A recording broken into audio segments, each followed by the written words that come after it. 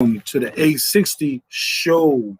I want to apologize for not being able to do anything on Tuesday.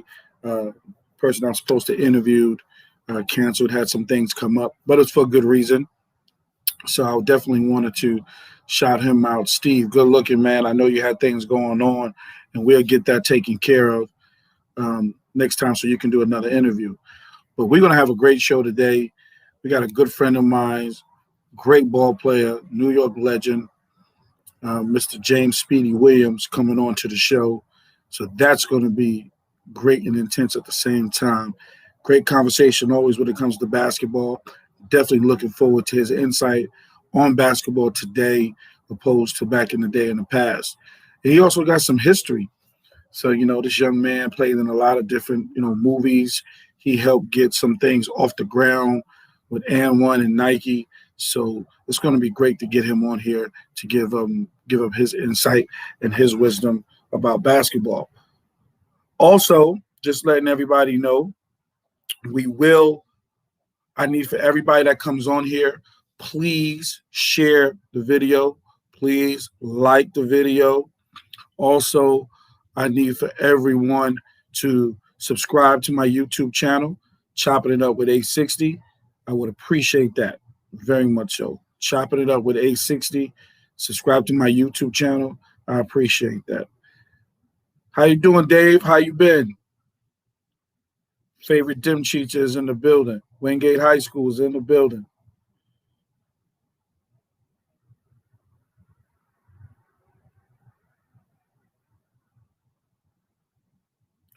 So just trying to get everything fixed up here, trying to get this guy in the building. 60 Show 60.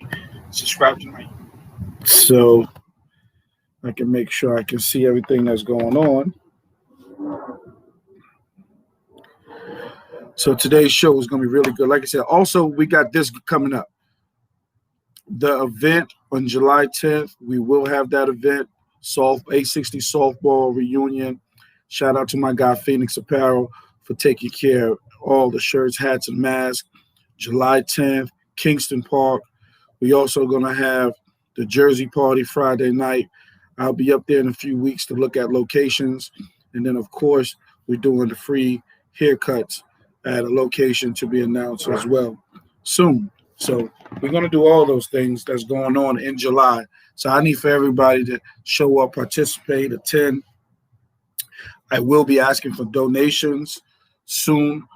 Not right now. There's nothing that's needed at the moment, but I will be asking for donations once they come up, So we're just going to go from there. Dave, what's up, baby? I see you in the building. Super Dave is in the building. So we got some stuff. I hope everybody that joins in, please ask questions. We'll do our best to get them answered. So we're definitely going to look forward to all those questions that's coming in. We're looking forward to that. Just trying to get this man connected. So see what he's at. And I know I don't know what he's dealing with over there, but we're going to try to get him connected. We also got some things going on next week. We're going to be doing some entrepreneurship next week. We got another clothing line, Dirt Bomb. Dirt Bomb Fresh is going to be in the building next week. They'll be doing an interview.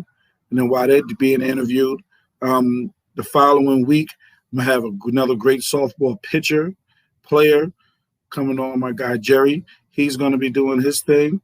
So I'm looking forward to that. So now we just touching in on a couple of basketball things. But that's what I like. So we're going to do that and have a lot of fun. I see my guy Quincy is in the building. Texas basketball, football, baseball, out here legend. I know he's doing his thing. Shout out to Quincy for always on the check-in. Appreciate that. So, like I said, the event in July is going to be huge. I need everybody. I need my basketball players, all the softball guys come out. The Jersey Party is going to be bananas. We're giving away free raffles to that event. We're giving away raffles. I'm sorry, not free. And we're going to give away a cash prize to the best jersey. So that's definitely going to be good. Bring them classic jerseys. I want to see. I know I saw a couple of people said they got to get their jerseys redone or get them bigger. So I definitely want to check those out, so we can make sure we handle that. Take care of that. So, shout out to my boy Boogers in the building. What's up? Say something, do something. What's good? Boogers in the building. Shout out to Bugs. Appreciate that interview, my G. Appreciate that interview. Yo, what's up with this dude, Speedy, man? We're gonna have to fire him, man. Let me see what's up with him, man. So, Matt, what's up, baby? I see you in the building.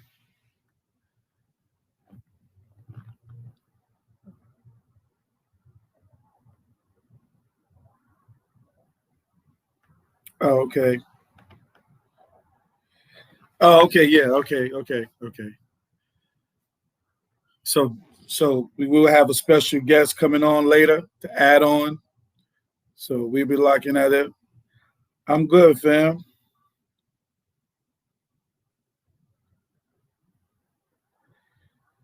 Trying to get this guy on, old people they can't they don't know how to figure out the internet situation.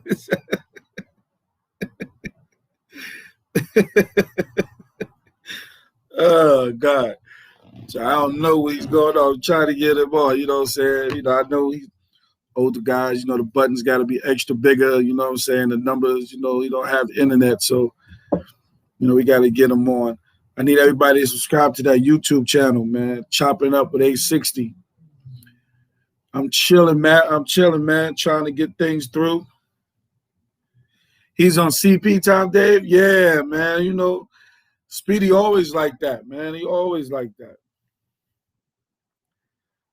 I don't know what's going on with this dude, man. Trying to get the dude on, man. Let me see.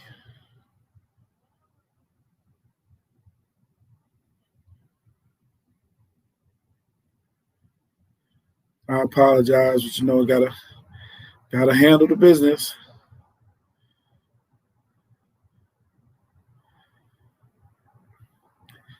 Business first.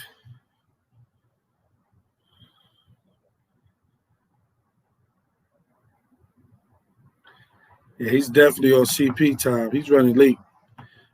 I hope he ain't scared or nothing like that, because if he's scared, he gonna be in trouble. I'm giving up my baseball night. This is when I watch baseball. It's opening day. He cutting in. So I'm giving up my baseball games to interview him. So you already know he better show up. So don't worry. I was just on the phone with him though. So let's see where this goes. I don't know where he stay. He probably don't have Wi-Fi or something. I don't know what he got going on up there. So if anybody's out there, he's not working. He's not doing anything. If anybody's out there, call Speedy. Tell him don't back out now. That's what you got. Everybody call him and text him at the same time. Tell him don't back out now. So we're gonna see what's going on with that. So where's he working at? He reminded you this morning? Yeah, I know. He's been hitting everybody up. Everybody's been hitting him up. So I got to make sure he get on. He's 6 minutes late. 6 minutes. 6 minutes. 6 minutes. Yeah, June. You see your boy, man. June, you see your boy. June, you see your boy not here. June, you're going to have to get him again.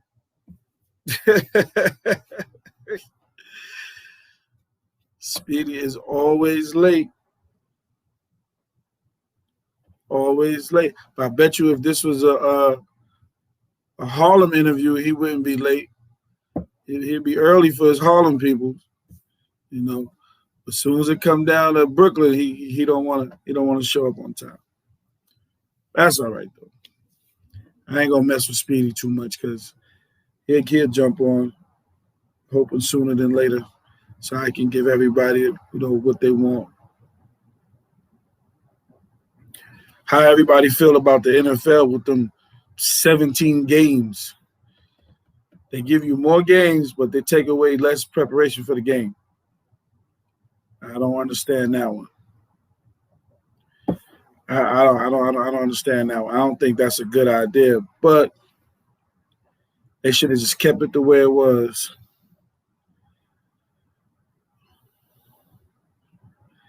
They don't show up in Brooklyn Speed. They don't show up in Brooklyn books.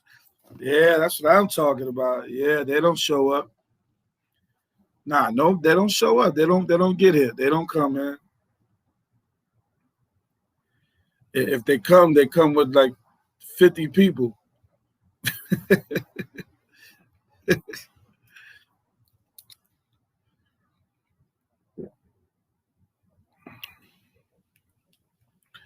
This dude, I don't know what this dude is doing. I'm talk to my production. You ain't get no text back from my production.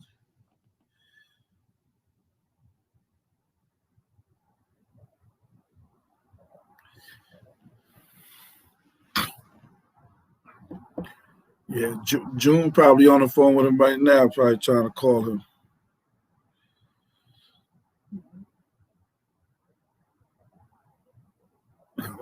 Let's do a live call-in. You know how they do the live call-ins? We're gonna do that right now. We're gonna do that.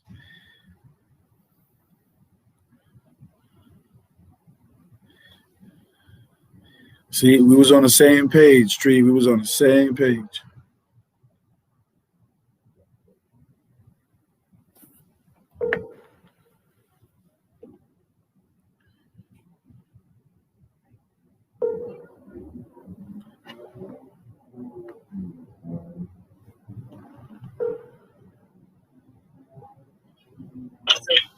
Yo, Al. Yeah. I had to go to Google Chrome. I couldn't do it straight from the thing.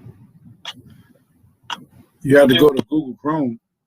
Yeah, because I tried to do it straight from Yahoo Space. Yahoo. Oh. We had to type out the whole thing. Yeah, all you had to do was click that link, though.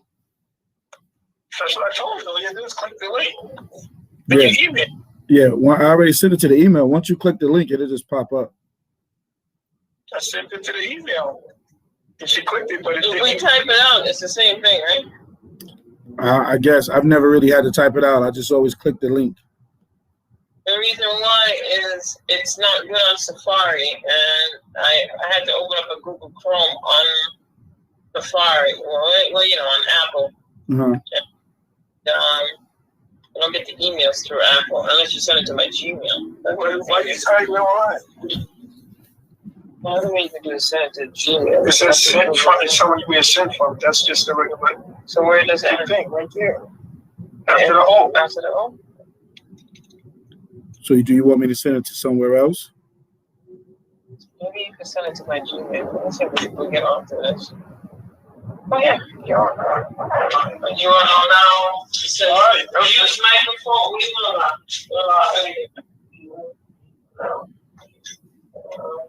would like to access microphone. That's what You're taking care of the difficulties you see you deal with in the studio. This is what you deal with. Yeah, we live going through the difficulties, so the people know. You got people cursing you out already, Speedy, saying you late, saying you on CP time. You got people saying you're scared to get on. Enter your name and join stream. So do it. Where you join? What's your name? Speedy. Join stream.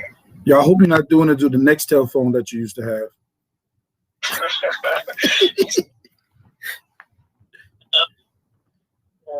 Is he on?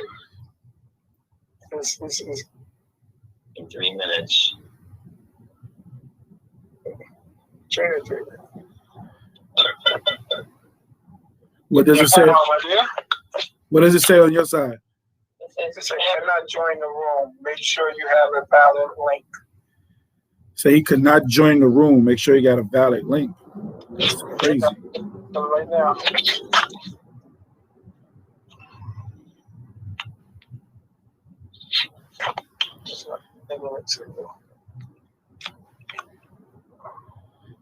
Just say. Speedy, they killing you online, kid. What are you killing me? Well, you have to put the link. You're on. You're here.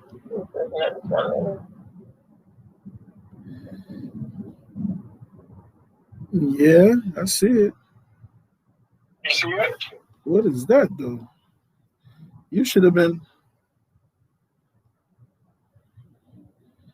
I don't know why it's telling you can't join, though. Send the email to Doesn't matter. You're in it already. It does matter. Nobody else sees it. No, but him sending the email is gonna make a difference. He's gonna send a link to your email. Yeah, send me her email. Text me her email. Oh, you know, my boy Tree about to call you. He gonna set it up for you. Okay, make the other guy call. It should be alright.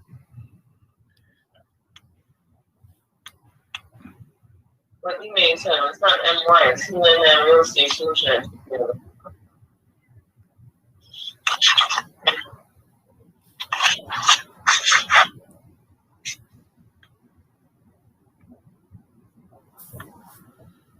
Yeah, because normally when you just pop up, you should just be able to just pop up on my screen.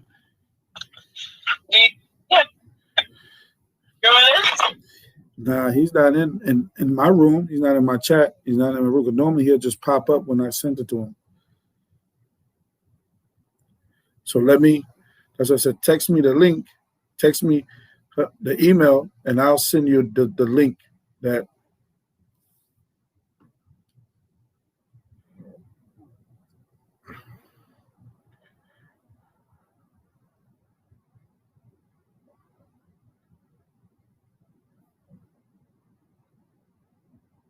Speedy. You on the phone with him, Tree?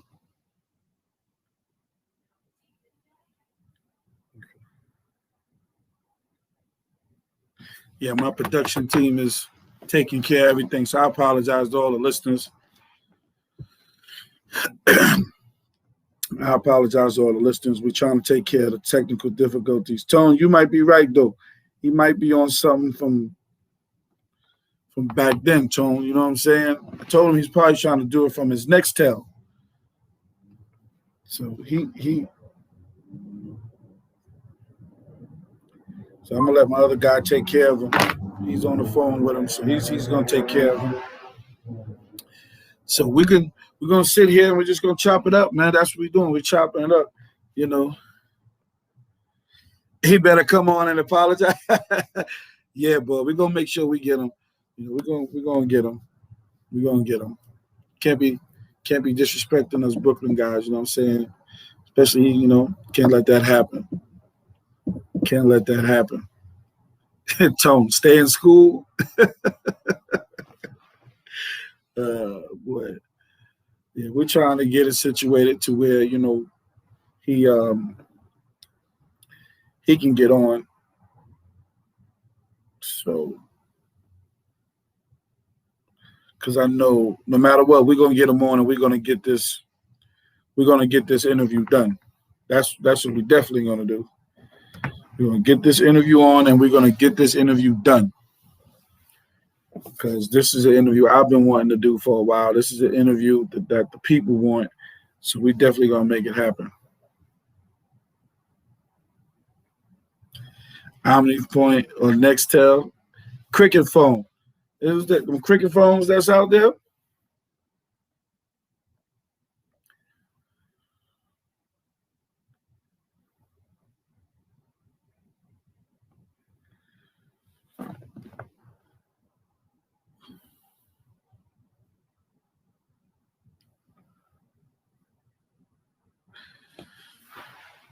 Yo, did he hit the wrong link or something? Because he was on the screen.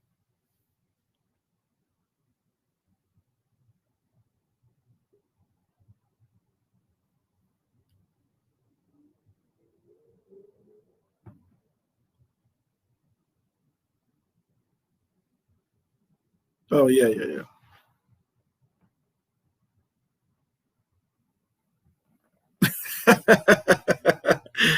But yeah, you had the Obama phone. You're right.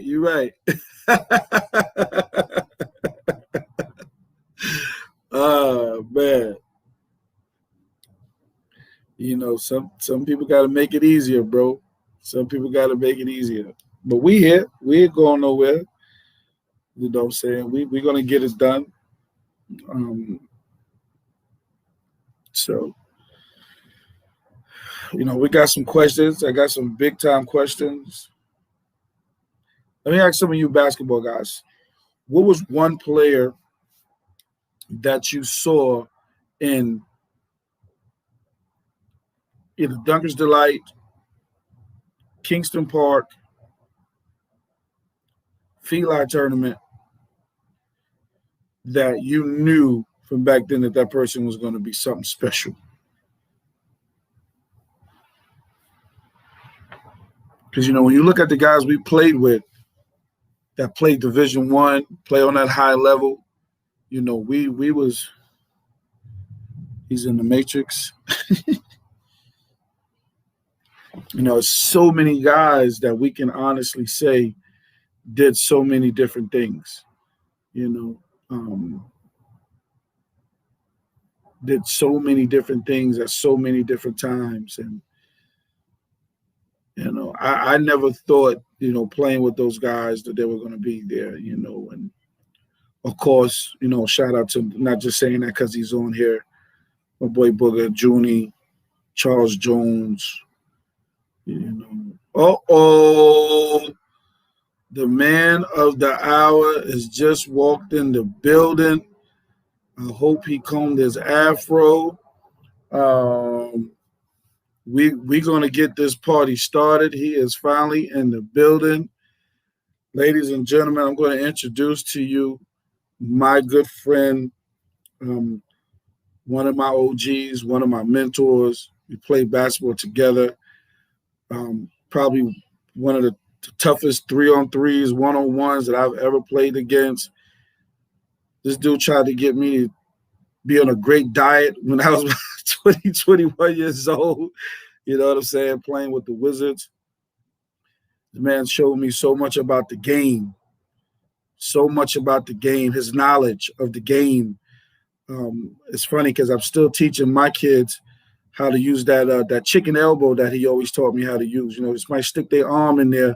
You grip that thing and you get the and one foul. That's the things that he was teaching me when we was with the Wizards, man.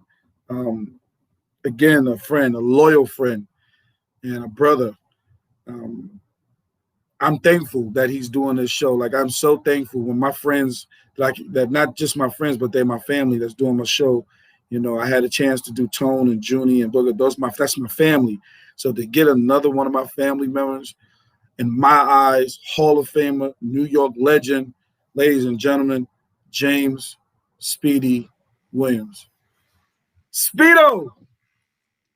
I didn't cut the afro, man. I didn't cut the afro. Oh, man, I didn't cut the afro. I apologize, man. Had a little technical difficulties and stuff.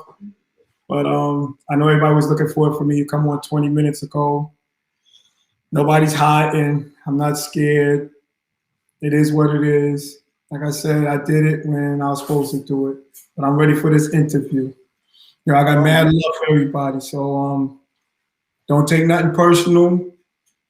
This is going to be like how I felt my whole life growing up, and it is going to be what it is.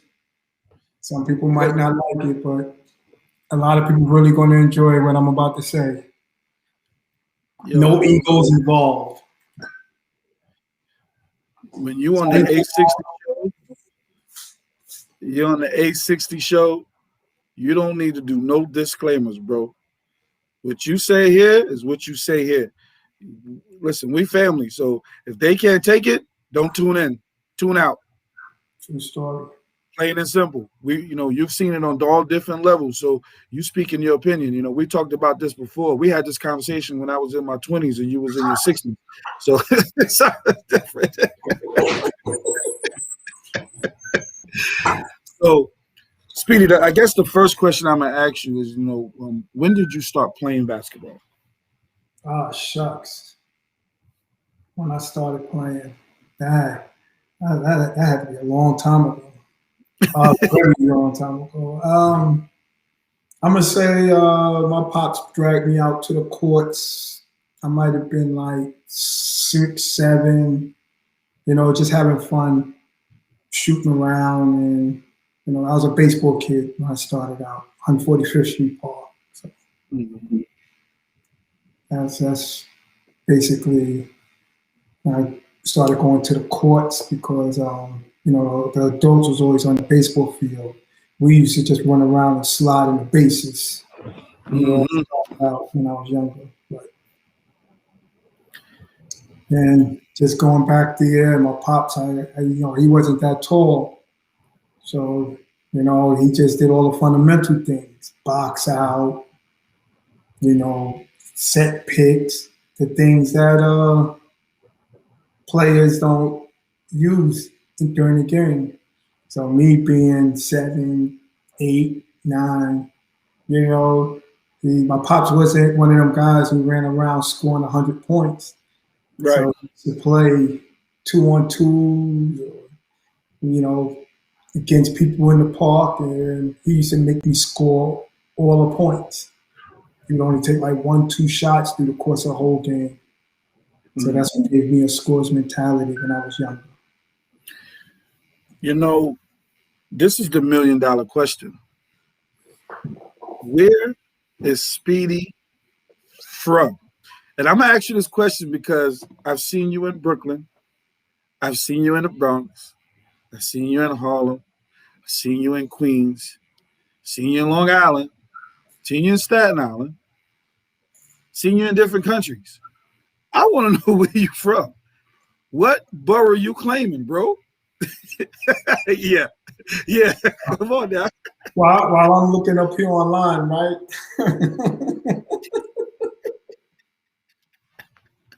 And it is unfortunate that you asked that question because I thought about it. Like some of the people that might tune in will probably actually know where I'm from. Considering if they was on that block or they grew up in that neighborhood, they would definitely know where I'm from.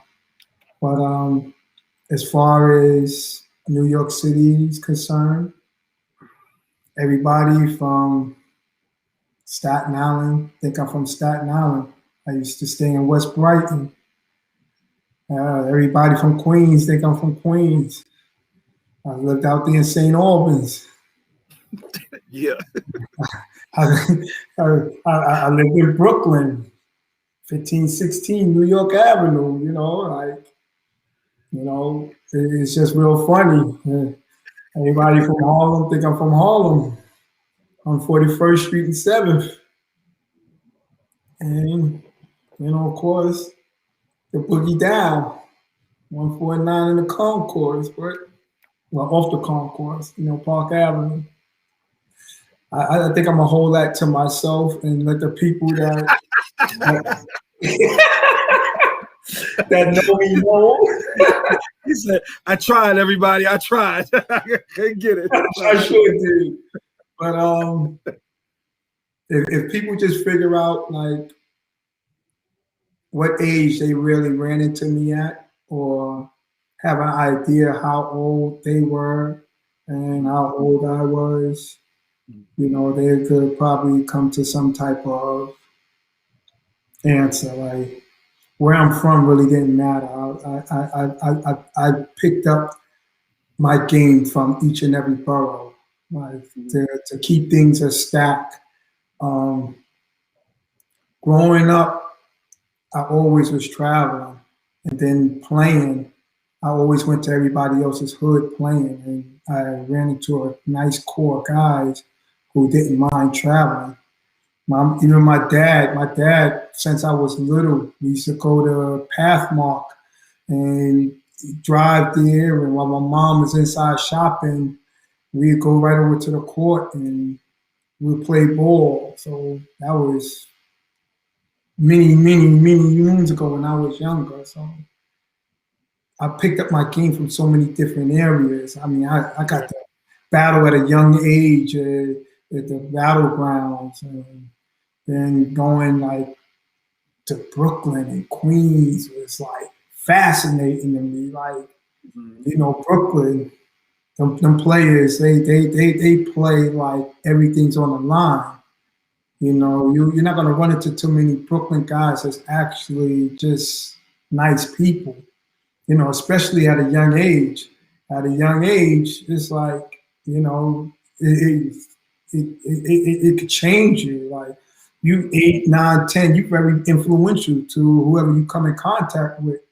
And what people say, you might say it don't matter, but it really does. So, you know, I picked up a lot of aggression growing up, just watching one, my pop, and then two, like a lot of different people's style of play. You know, I'm not that tall, you know, so I fell in the patch of the shorter guys. And then, you know, I'm not the most physically fit brother. So I had to make sure my endurance matched that or surpassed that of whoever I was going against. So, yeah. You know, I know you played in a lot of different boroughs. Before I ask this next question, my boy Nate Smith wanted to know what was it like playing in Soul in the Hole. I remember you playing in Soul in the Hole when you went up against Hector. That's when I saw you two light-skinned dudes going up against each other in that park. And I thought that was crazy. So I wanted to know, what was it like playing in Soul in the Hole? Because I'm going to ask you about different parks, but what was it like playing in Soul in the Hole? Well, Soul in the Hole, I love that atmosphere. You know, like outside, what is that street? Monroe? Yeah, that's Monroe. Yeah. Outside of the gunshots you heard down the street, guys are still playing. But I tell you, Soul in the Hole, man, running into Elmer Anderson in there, running into a lot of players in there. It was just like the crowd was right there. You basically could hand them the ball and they'll take it out for you. So, you know, they're screaming at you. You know, me being the outsider, you know, I already knew that, you know, you only got to play a certain way pertaining to your surroundings. You know, the good Lord kept a brother on my side, you know, James Ryan. James Ryan, I love him to death, man. Like he goes to bat for me, man. Aunt Mason, God bless his soul. God for life. Like he goes to bat for me. We was up in Soul in the Hole, like he tell me, don't worry about nobody. You know, just do what you do. And you know, back then I was picking up guys baseline to baseline, unless they was calling me to come back into a zone or to get back with the team. I was always testing a person's handle to come all the way up court, ride them, make them spin. Every now and then be extra aggressive, because you know you're not going to run into too many aggressive guards. You know, I think I was lucky enough to play forward when I was real small. You know, like always being able to have an athletic ability to jump a little bit, and you know just have timing. You know, to get boards, being in the right place at the right time. You know, more than 50% of the game, and then people acknowledge that, you know, about you. So, man, oh man, like you're talking about in Soul in the Hole. I mean, great players. I must admit, what's this guy's team? It's not Nike One. What's the other guy's team? Kenny Kings. Kenny Kings. he had two teams, the young guys and then the older guys. Yeah. Yo, I'll never forget, man. Yo, I love them to death. Like they played like it was like we walked in the park, the crowd was like, yeah, they made it. Yeah, they made it. And, you see an NBA player, and Mason walking up in there, everybody's going to gun for him. Mm-hmm. And that was one of my toughest battles. Just coming in that park, playing the way I naturally play, and not be scared of the crowd. Like, not having to worry about looking over my shoulder if something's going to happen to me. So, and I think they respected the fact that I didn't back down. Like I think the crowd was able to feel out like what type of person I was.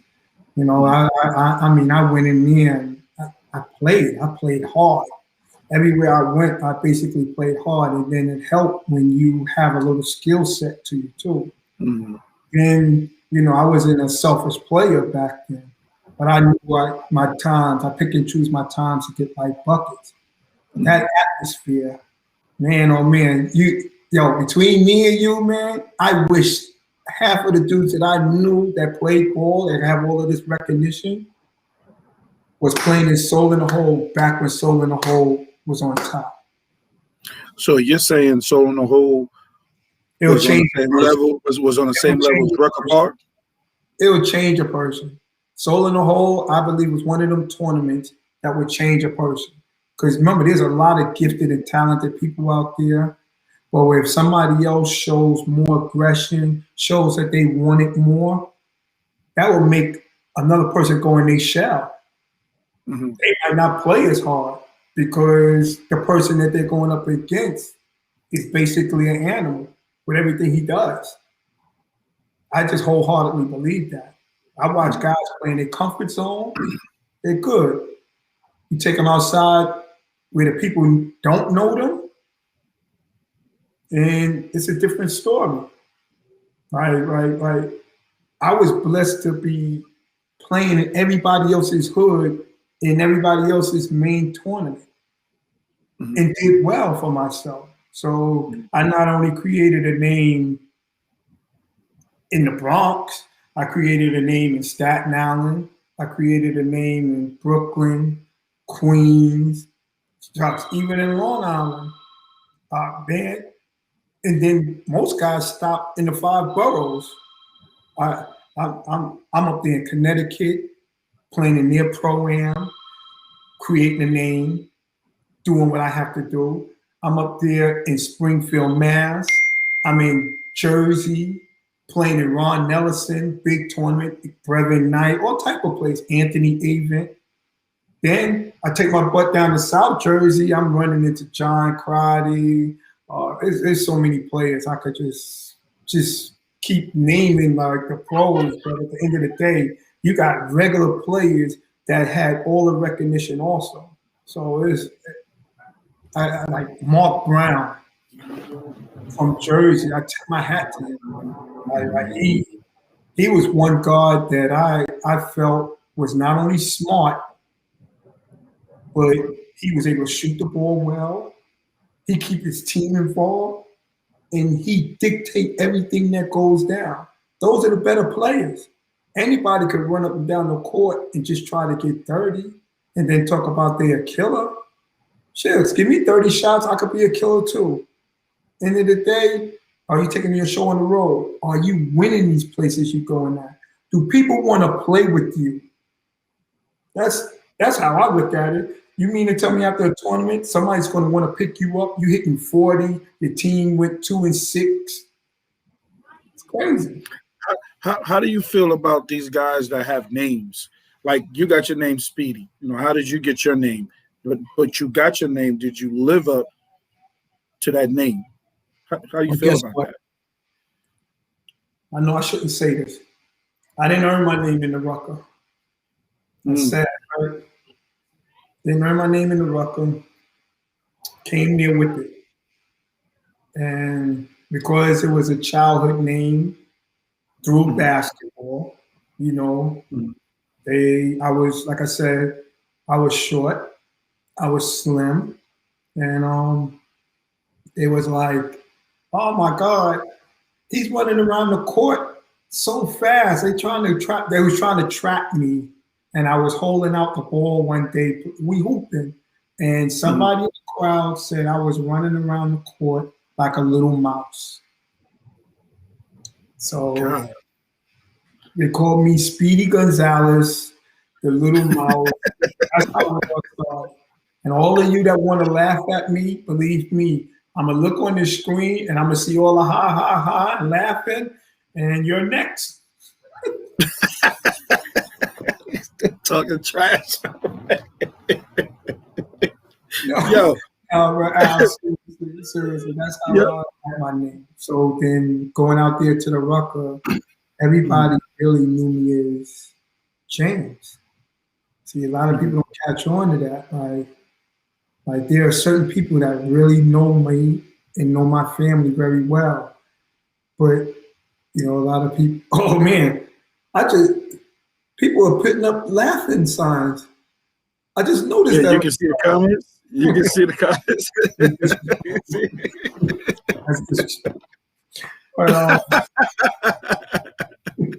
That's your man E. Weaver. That's your man Eric Weaver. You see here, they laughing. I just caught on to it, man. E. Weaver know. E. Weaver know. Believe it or not, E. Weaver's seen a young Speedy Williams. He's another one that knew me by, he basically could say James, because my friends at the time was calling me both. My guys from my mom's block was like Speedy. But you know, people that didn't.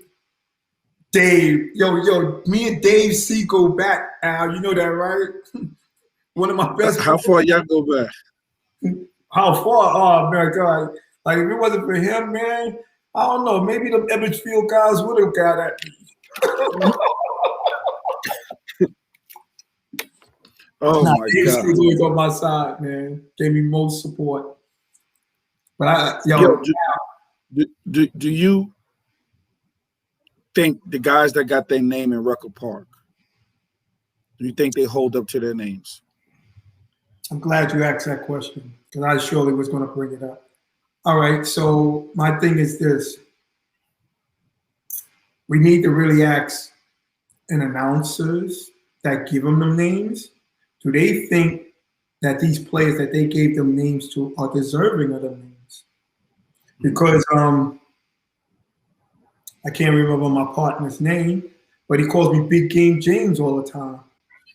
You know, and with great reasoning, like I thought about it. Like he was like, yo, Speedy, I'm going over here, we videoing games. He's with Eric, and you know, before game over. And it was like, yo, I'm videoing here, I'm videoing there, and your team or you're on a team that won, that are in the championship.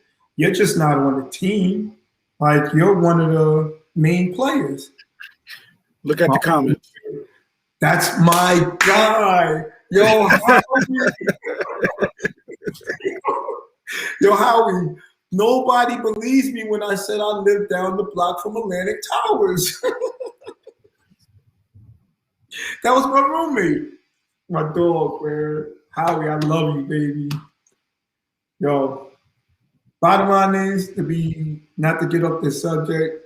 Bottom line is, I think the announcers really need to be in one of these pictures next to me, because I really want to ask them, like, everybody you actually gave a name to, do you think that they actually lived up to that name?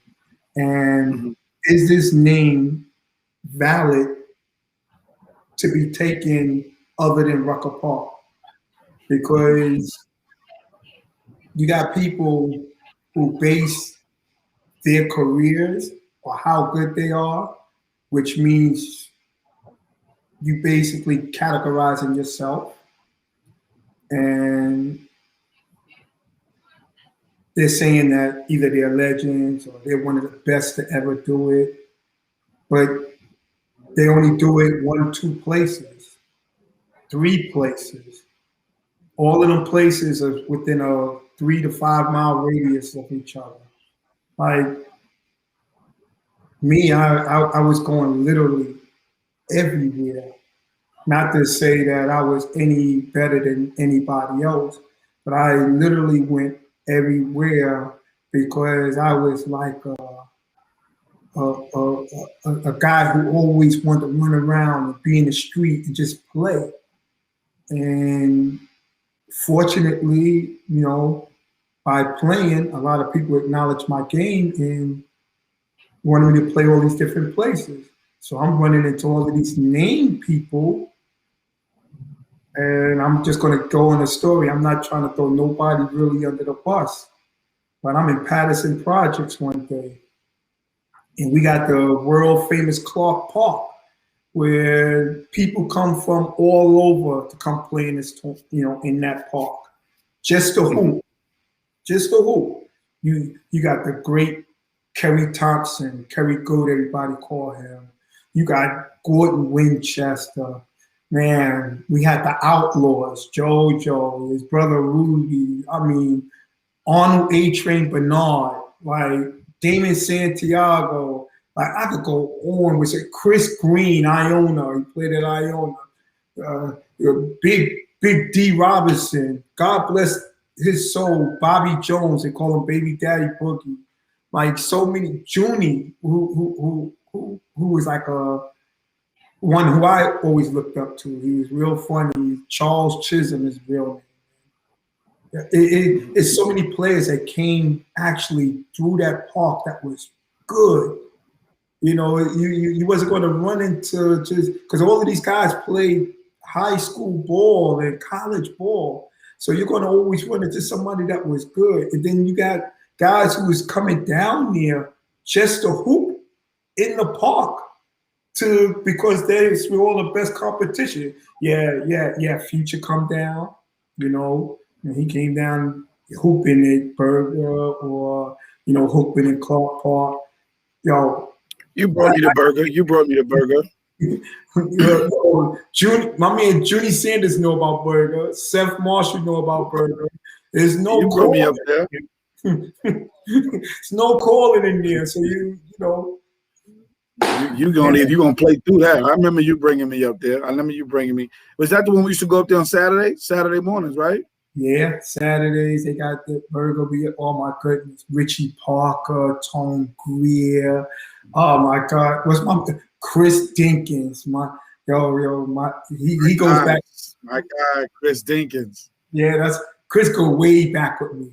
Him and my man Sid Wilson, Darryl Smalls. We got a lot of history together. A lot of history. Like when I tell you, man, that name thing, I swear to you, so many people with names, and I was running into them. And my guys who I grew up with, God bless his soul, Benny Miller, Derek Lawson, like they all would tell you, I would be out there and I'd be like, yo, I got a game in the Rucker today. And they'd be like, yo, you play first or second game? And I used to tell them either first or second game. And they'd be like, yo, whatever you do, man, don't get next to this person. He's gonna shake you up and this and that. Man, I'll never forget that, man. You know how certain things is gonna stick out in your head because either people were rooting for you or rooting against you. So something like if I'm playing against you, Al, and I'm about to go up against you, but you're a great legend. Like you're one of the top players in the city. You don't know me, I don't know you. But at the end of the game, you didn't do nothing to me, right? But, I earned a reputation behind it, right? But at the end of the day, now years have passed by, we run into each other several more times, whatever the case may be. But each time we run into each other, as far as I was concerned, you didn't do nothing. Like, not beat me, not any of that, like make me look bad. But because you have such a high status with people, they're not going to bring you down. But anything that you will say to me is going to stand out in my head. But whatever I might say to you won't stand out in your head because you run into a bunch of guys who's trying to take you down. So certain things that were said to me, I always remember through my whole life. Why? Because everybody put this person on a pedestal and I was just another player. And I couldn't see why. Everybody had weaknesses. Everybody, deficiencies in their game. So a lot of these people that got names and people are praising wasn't as good as what they think they are, what the public even think they are. So not that I was any better, because you know me, I don't sit around running around the street talking about I was this or I was that or anything like that. End of the day, it was brought to my attention from other people. You know, I mean, it wasn't for the fact that Sam Worthing let me know that people was even watching me. I didn't know none of that. You know what I'm saying? I'm just out here, I'm pooping, and my man Garfield Smith, like he summed it up so great for me one day when he was like, yo, if you would have realized what basketball could have did for you, I didn't know none of that. All of that, going to school, playing, get to the league and all of that. That wasn't in the stars for me. You know, I was always in the street. I did my little thing. Nobody could sit up here and say, oh, I know Speedy like that. They can't. Because I had friends for like months or years, but I learned from my father, never let nobody into your personal life like that.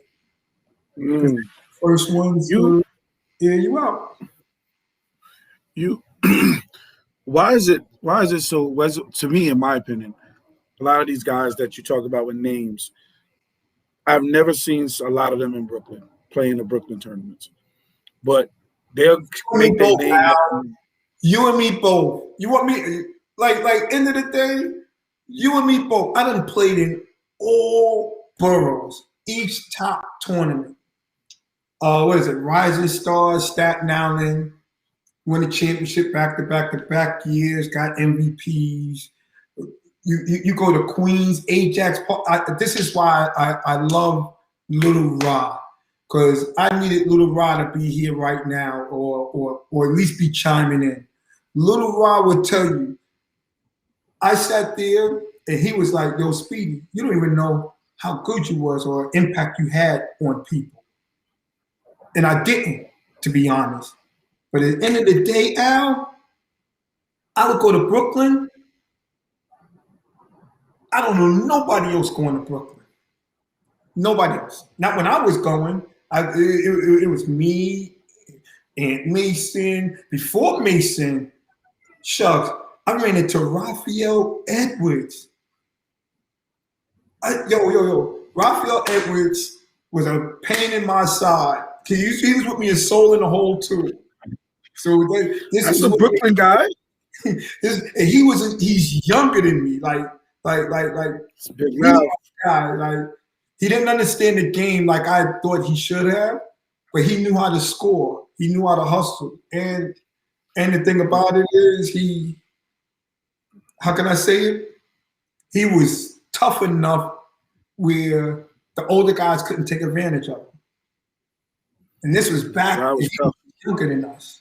So it's just so crazy. I mean, I've never seen any of the top 10 that played in Rucker anywhere else except for really Term. And believe me, I think I was walking in Term's footsteps when it comes to certain places because people knew who he was.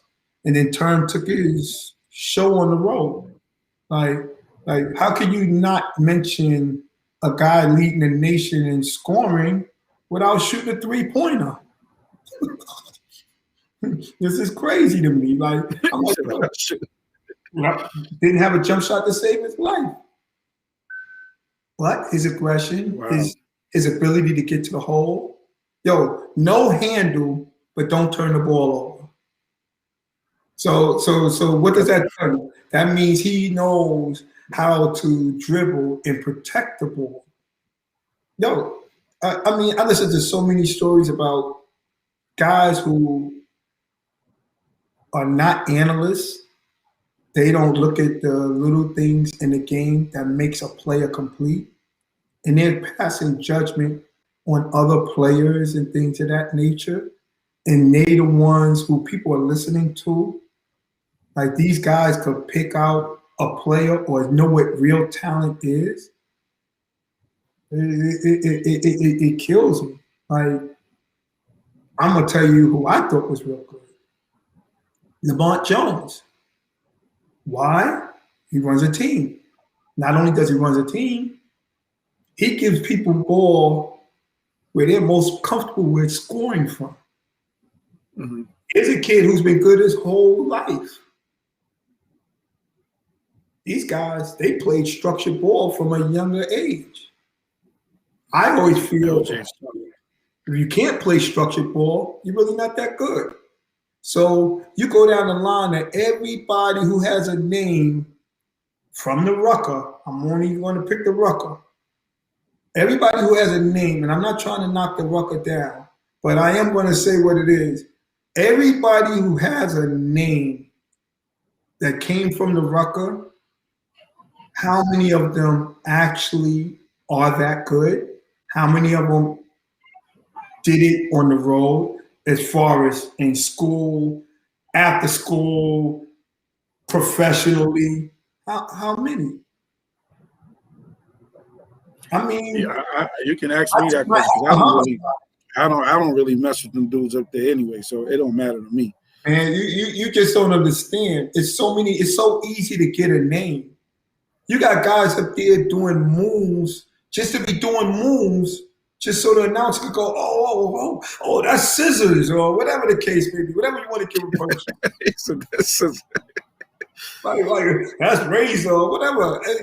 It kills me. Then you see these guys in a pro setting or with a real coach.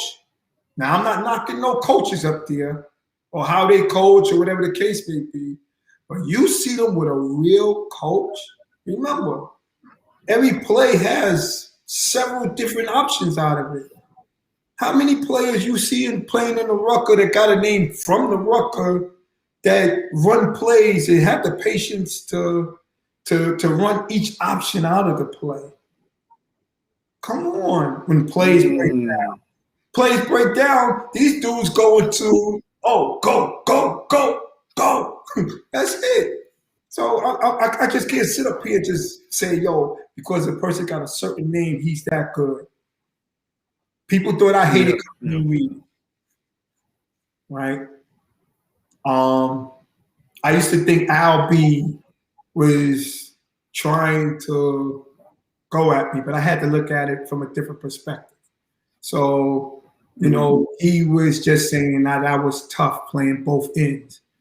He's not saying I'm dirty. He's not saying anything else. A lot of people feel when you're real aggressive or, you're doing things that they're not used to through the course of the game, that you're being extra or you're trying to hurt them. My thing was, in sports, back in the days, Michael Jordan drove to the hole, they took him out. Oakley, whoever. You have guys who was enforcers. I played where there was hand checking. Guy with a strong hand could guide you. These dudes, I wasn't mad at nobody, but I just felt that a lot of guys just played with their talent and they didn't use this. So if I could knock this off track, the talent's going to go out the window with it. So I get extra aggressive with a lot of players, depending on what they was good at. If a guy could shoot, I never respected shooters. That was my only problem. Shooters, never respected them. Because back in the days, 9 times out of 10, that's all they could do. You couldn't find a guy that could shoot and dribble. That was tough back in the days. a person that could do both consistently. So, you know, it was like, yo, I'm running into guys like, oh, this guy could dribble. So with the guys that could dribble, you deny them the ball. You deny a guy the ball, what the next person going to do? They ain't going to sit there 4 or 5 seconds waiting till the guy finally get open. They're going to start bringing the ball up court. You got, what, 8, 10 seconds to bring the course down. My job is done if I deny the person the ball. Half the guys said that I was extra, but I've learned one thing. You do anything to me back then, anything, and it's to a point where you actually could get a shot off or anything like that, that's my first foul. That's my first hard foul. 9 times out of 10, most players, they're either going to come back at you the wrong way, you know, so you prepare yourself for certain things, and they'll be immediately out the game. Me, turn foul me real hard one time, fall on my back. I got up in my head. I'm like, he only could do that 4 or 5 more times. But guys, when you foul a guy hard now, they either want to jump up, show their masculinity during the game, which don't make no sense. Because, you know, one, people either going to break it up or, you know, whatever the case may be. 2, now your feathers are already ruffled. You're going to play a way where you're not used to playing. I'm used to playing aggressive my whole game, overexert myself, bumping, everything else. They're not. You be fouling. You be fouling. I don't care what you sit up here and say. You foul, Speedy.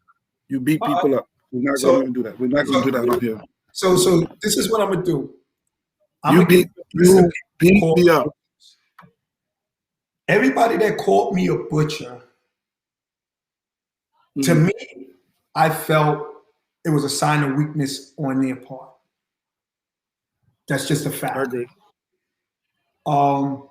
Some people, when you get too aggressive with them and it's unnecessary, they want to fight. No disrespect. Like I said, I got nothing against none of my people. I used to love the old Charles. Look at the comment. Look at the comment. Look at the comment. Look at your boy. Look at your boy. Junie is crazy. Junie is crazy. Speedy, I will say you were real great.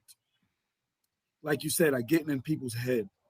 That was good at that. That was my knew how to push. You did whatever it took to get that person out the game. And like you said, was that always your mentality? Because I know one time I always mess with you. Speedy, you're only 6 foot. I can post you up. You ain't posting me up. But you had a way of just always getting in people's heads. But you always play like that? Did you always play like that? I always look for deficiencies in people's game where, how can I put it? You know, things that they don't do well. Like, all right, so, because I don't want to throw people under the bus, but I guess I have to. Most of the people that everybody was praising at certain times through the course of me playing in Rucker and all of these different tournaments, they was not all of that to me. Like I had guys laugh me off of the corner of 141st Street. It was 142nd Street. 142nd Street and Lenox Avenue in front of Minnesota.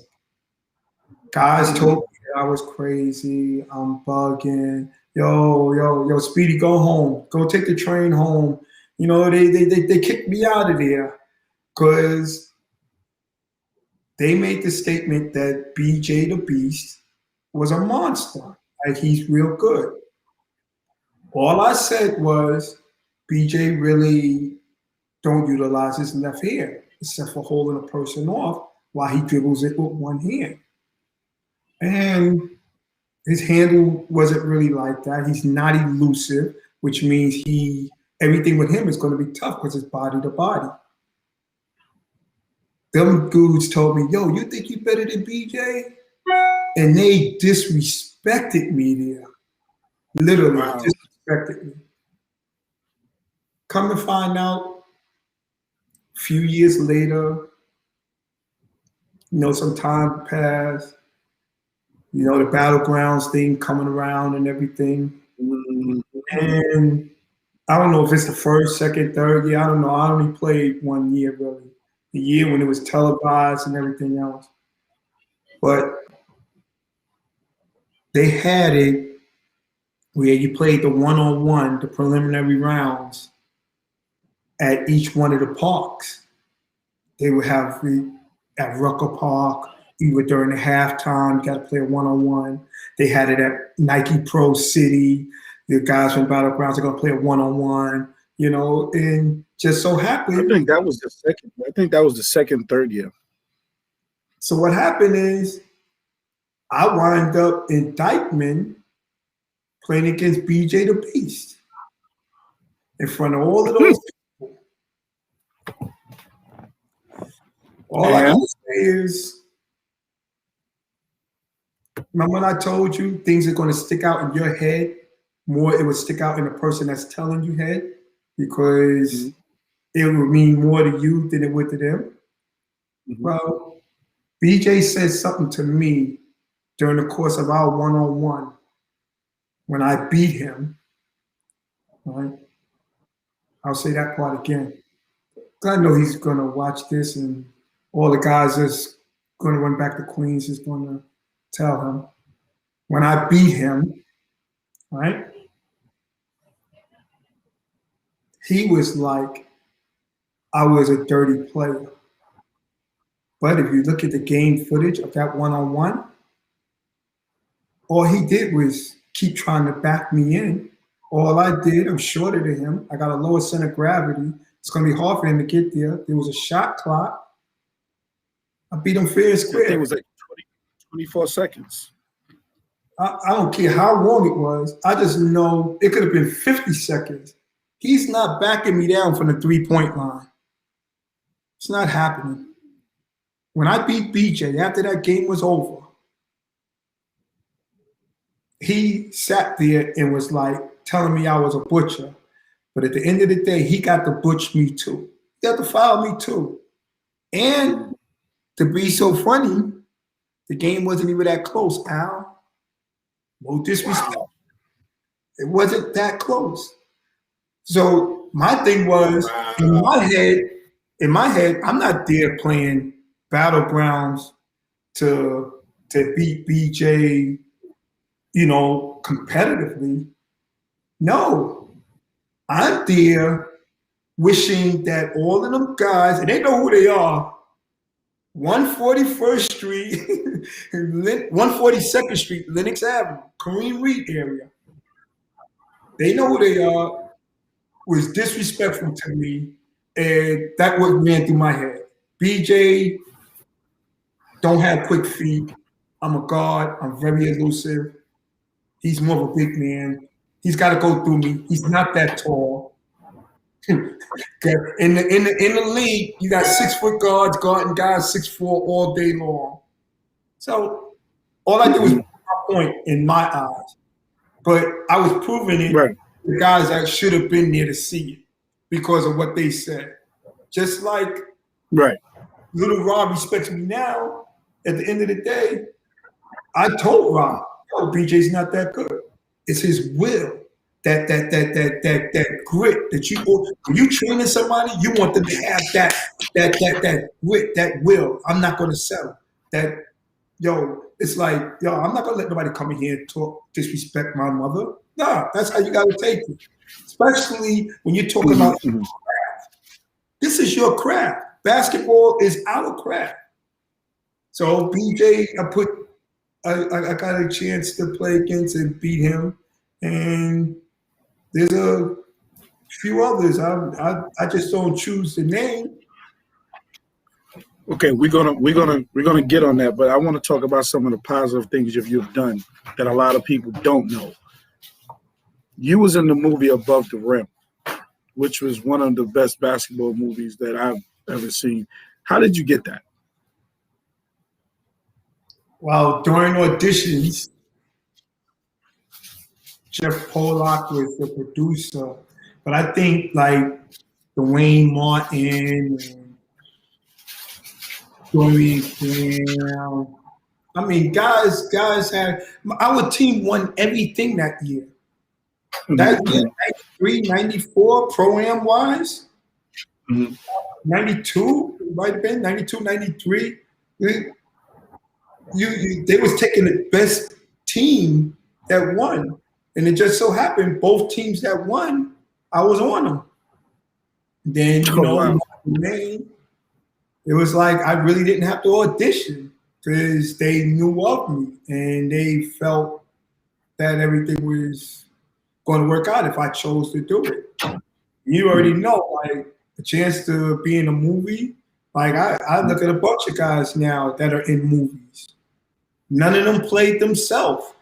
No, I didn't have no big role. I didn't have no role throughout the whole movie. But at the end of the day, how many people you know played themselves? I didn't sit up there, James Williams as Dante the Destroyer. No, James Williams as Speedy Williams. As Speedy. Right. As himself. But even you Jack did had to play somebody else. To me, that was, you played a major role when you got to that semifinals playing against Dwayne Martin. And that was you just being you. Now, can he really play? I heard he went to NYU. Can he really play, Dwayne Martin? Yeah, Shake. That's Shake. God bless the dead. That's Conrad Boy. Conrad McRae. That's his buddy. You know, like Dwayne Martin, cool dude, man. He was able to play. He was good, man. He was good. I tell you. But you know, like that opened up doors for me. You know, being in a movie, they know they're going to get how can I say? I guess I still had a buzz in New York City at the time. You know, I guess my name was out there. And I guess they felt that me being in the movie, being the one he goes up against right before the championship or whatever, they felt that would bring people in. Well, it was a great movie. It was good, but it's one of my favorite basketball movies. They had guys playing where they just had us going up against each other, 5-on-5, so they could get good footage. Guess who had the best footage out there? Corey Williams, the original Showtime. Wow. Corey Williams was disrespecting everybody.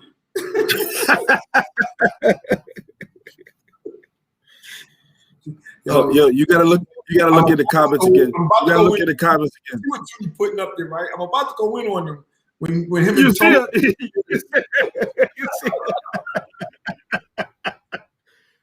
But people don't realize this too, Speed. The only reason why is because I know you one of the original and one guys. Yo, I'm gonna tell you something so funny, right? Shane Drisdom was there too. Big Shane, Captain Nap. And one, I'll never forget. We were supposed to be signing some papers, you know, for the rights or whatever the case may be. I'm not even exactly sure what park we was at. But when I tell you, I was like, they kept talking about the apparel and everything and it blowing up.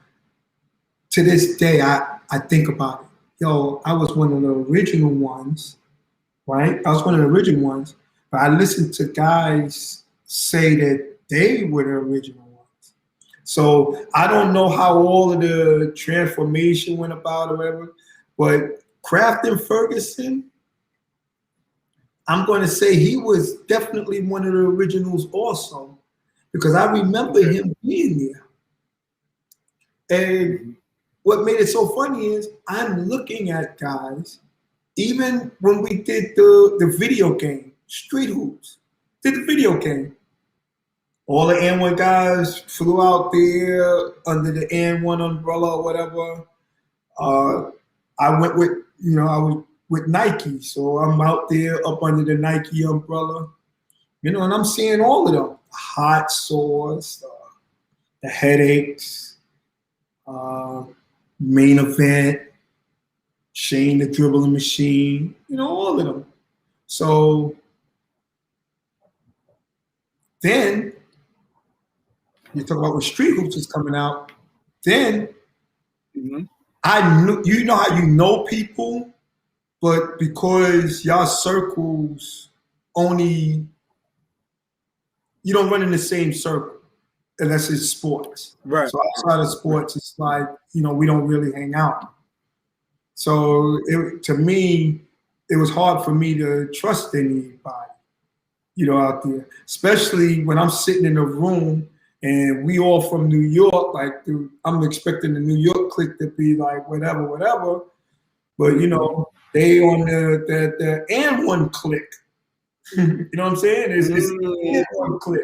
But we had a game we had to play against these guys, some pro, some semi-pro, whatever the case may be, down here in LA. And it was so funny because we had to play against them, and we had the hot sauce, we had Booger, we had everybody. Down low was me, Wally, and half man, half amazing. Down low. So you already know how tall I am, playing power forward. And then I got to watch guys who's supposed to be so good, putting on one of them suits with the little golf balls on you and doing all these moves for a video game. Didn't see much of that in that game that we played against some LA guys. Didn't see much of it at all, right? Like I said, different strokes, different folks. I got to see people that go up against people that they don't know. And then people that you don't know don't care about you because they're trying to do their own thing. See guys in a different light. Certain guys stepped up to the plate. Some guys didn't. And in that case, when we was down there, a lot of guys didn't. So, not that I was any better than anybody else, but at the end of the day, the one person they will remember, I know for a fact, I always play and keep everybody involved. So it should never be no shade on me. Not like that. I mean, I had my days when guys got at me. Never. So above the rim, I was fortunate to be in that. You was also what? What else? Oh, you also did the what's legendary commercial, the Nike Freestyle commercial. yeah. Well, you did it first, and then Chris and them came. How did you get that situated with the Nike Freestyle commercial? I'm gonna tell you something so funny. That freestyle commercial, after a while, after you already know you're selected, and then you see people like at the other auditions and everything. I tip my hat to one guy, man. This guy, Louis De Silva, Tricks. You remember Tricks? Boy, Tricks.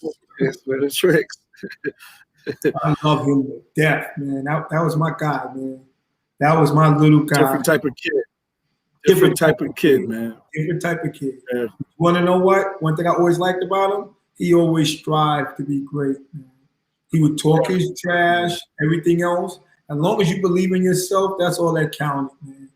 Even though I knew for a fact that he wasn't going to be able to hold his own against me, but just the fact that he was so confident, I used to put him on my team. You remember how we used to play? I didn't care who I played with. I always made the people around me better. And I was guys' #1 fan. You guys wouldn't talk trash. I was the one talking trash for you. It was crazy. That Nike commercial, A-Train, him and Derek Canada helped me out during the Globetrotter tour, man. They kept me grounded, At Globetrotter tour, I was a little different. So, yeah. Man. What so you're doing all that because, I know you personally. Harlem Wizards. Was you Globetrotters first affiliated, then the Harlem Wizards? Or did you jump straight into the Wizards? I was with the Globetrotters first. I was on the Washington Generals. And then I transferred to the Wizards because Sam Worthen and Rudy Johnson brought me in. They brought me to the Wizards was going overseas to play competitive basketball. And they had a tryout. And Sam Worthen asked me to come out, and man, I got there, man, to the tryouts, and I seen some guys that I knew and some that I didn't know, but for the most part, Tommy Starks and them, they welcomed me in, Mm-hmm. And this guy turned out to be my man after a while, but Muggsy, I don't know if he had the same respect for me at the time. Mm-hmm. But me and Muggsy, as we started touring together, I became like his biggest asset because you're talking about two guards that were fast, that get up court the quickest. So if he's the one speeding up court, he's looking to find me because I probably was the only one keeping up with him at the time, and vice versa. To the point where, like we develop a chemistry. But that first day, that first tryout, I really don't think he wanted me to be there. Yeah. I won't even front, man. I really don't think he wanted me to be there. But everything worked out good. Everything worked out good. Yeah, I remember those workouts, man, and I think because of you, I was able to get a nice little endorsement contract with the Wizards, where we had this little thing where I would jump over you, and it became a part of the show. We had to do that all because of the show now. Yeah, we used to set up all the alley-oop plays, and then that bounce with you jumping over me. I mean, you was clearing me. So whenever they take pictures of that was unbelievable.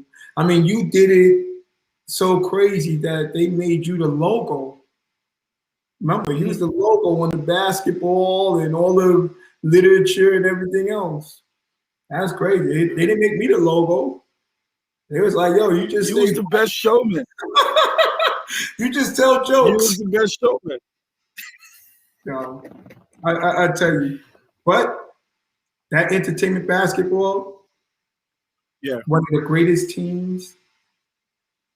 Sam Worthen, he put things together unbelievably. I played with Ant Brown with the Northeast, who's a real killer. Now, he's a real killer. He's a walking bucket. He averaged 50 in Nike Pro City when he was playing. So, like these are people that I will always show respect to. Because not only did he do it in the Pro-Am and in street ball, but he took his role, his show on the road, and he did it at school. Like so many of these guys, man, they talk crazy, they act like they something, and one of the best teams is when I was playing here. Me and Red Autry in the backcourt, Ant Brown, Donnie Seals, North Carolina. Red Autry went to Syracuse University. Smart guard, 6'4". We had Gordon Winchester. We had, oh my God, let me think of some of the other people we had playing with us. We had real players, guys who gave out buckets, real buckets, like knew how to win, things of that nature. Junie Sanders. One year it was me, Kerry Thompson, and Kawan Johnson. And Kerry never played with the show team. Oh, wow. But Kawan did, and Kawan Johnson and Kerry both was tearing up the USBL or whatever it was, professional league they was playing in. So it just like, I just find it so funny how, you know, some people get these accolades through street ball and then they confuse it with how good they really are. Like, Was it hard for you to do show ball and go back and play serious? Or all was right, you so ever when I did match? first joined the show ball entertainment thing, like I had a problem. I just couldn't act like I couldn't play. So on the generals, they used to put me in there, especially in like the third quarter where we play straight basketball. And I used to work them out. Big Will Foley that played with Connecticut, UConn back in the days. He was on my team. I had Jack Ershman played at Colgate, the lefty that could shoot. Steve Carney, yo, I had played. Tim Burkhart was the player coach. Ricky, my man, he's out in Long Island now. He's a little guy who used to chase him around, the dribbler, Curly Neal type player, which was A-Train at the time. Man, Showbiz Jackson, he showed me so much love, like him and Paul Gaffney. Showbiz kept me under the wing. Paul Gaffney was an assistant showman back then. Man, I mean, my man Barry Hardy, who now with the Globetrotters now, like he had a real 55-inch vertical, like he's legit bungees. But you know, during the straight ball, I just used to lose it. Like they used to have to put my friend on me, Derek Canada. A-Train used to always tell me to chill, but Derek Canada, he would have to guard me. Everybody called him Basic Instinct or DC, but he would have to guard me. And during the course of guarding me, he would always tell me, "Yo, chill out." But I used to get mad though. I get on the court, it's about to be jump ball, and no disrespect, but Ricky was shorter than me, and it used to be jump ball, and the young lady Jolette Long that played for Iowa back in the days, you know, she was on the Globetrotters. She would come over and want to guard me. That's the worst thing that could ever happen. Like, out of all 5 people here, the other 4 besides myself, you're picking me, and there's a guy shorter than me, and there's another person that you, the woman who's obviously the weakest on that team, is going to guard. Yeah, I used to lose it. I used to go out so crazy. And Tyrone Brown, the dribbler, I played with aggression. Like I had to do what I had to do. I used to love it when Tex used to come into our locker room at halftime and be like, "Well, these people, they didn't come here to see." They came with the Globetrotters. So I already knew I had to calm down. So, but I tell you, man, it's a lot, Al. Like right now, I already know. There's so many people that has names, and the name that they earn, so be it. Yes, you did good. But Staten Island, I didn't see them.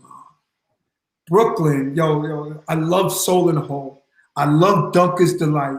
My man, yo, even the one DJ's tournament that was up on Atlantic Avenue or whatever the case may be. Kingston Park. Yeah, Kingston. Yo, I love these tournaments, man. Like I went out my way to play in Ajax, and you know, just to get a feel of these different tournaments in play. So I'm going up against their best. But my man, when I tell you, it's a lot of people I didn't see. And then these guys got names, and the name get carried on through conversation, and then you don't see them. Like, come on, Ed Cota. I love Ed Cota. Kid was great. So Does that mean he don't deserve a real big nickname because he didn't play in the Rucker and all of that? Does that mean his accolades can't be surpassed out of somebody that's so-called a killer and won Rucker more than once? Come on, Term won Rucker a million times.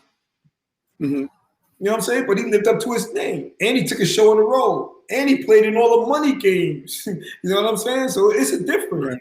If you're that great, why didn't you play in any of these money games? Where was your one-on-one battles with? You know, it's a lot to go with it, man. Then Do you think guys just didn't want to leave their comfort zones? Then you got because you know there's levels to this stuff, right? So you got the guys who on top that looks down. You know my, oh man, I hate to do this. The untouchables. The Ty Grants, the Dwayne Woodards of the world, the guys who went overseas and made real good money so they could be judgmental about the next person and what they make and what they can and can't do and how they feel that, they measure up to another player. Like it's your opinion. What makes your opinion? I had to. Before we go on, I had to go and get a little help. So I had to bring somebody in just so you can help me with some of these questions right here. All right, so bring them. Let's. Okay.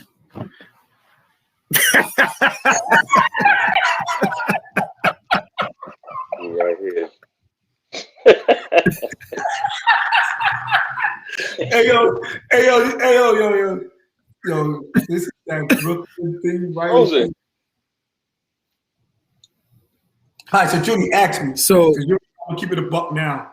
Come on. No, I'm gonna ask you. What is this? What's this thing? What about Master Rob? I've heard things about him, but I've never seen him anywhere play. But what's your opinion on him? All right, so like I said before Junie jumped in here, everybody have their own opinion.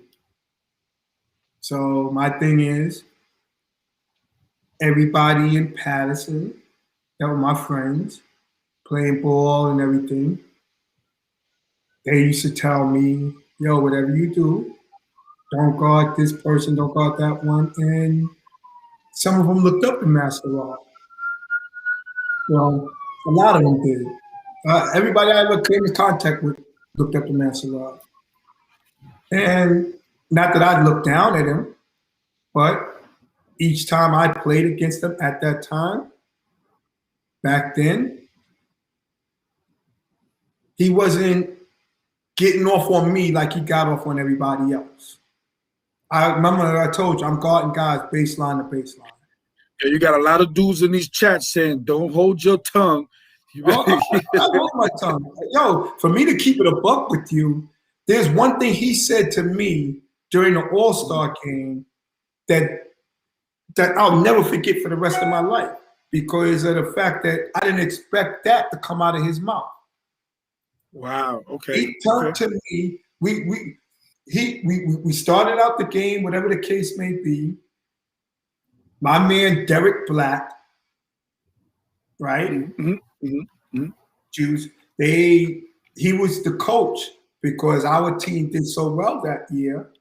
He was coaching the All-Star game.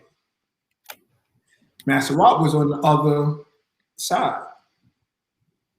Every time Master Rob went to sub into the game, Juice would go Speedy, and he called me, and I would sub into the game. It was so funny that, because I was picking him up full court and everything, and one of the times he passed the ball off, and he turns to me and say, yo, Shorty, is he going to sub you? What is he going to do, sub you in every time I get in the game? You going to get in the game? And it just stuck in my head because him saying that to me made me think that I made him feel uncomfortable. You understand what I'm saying?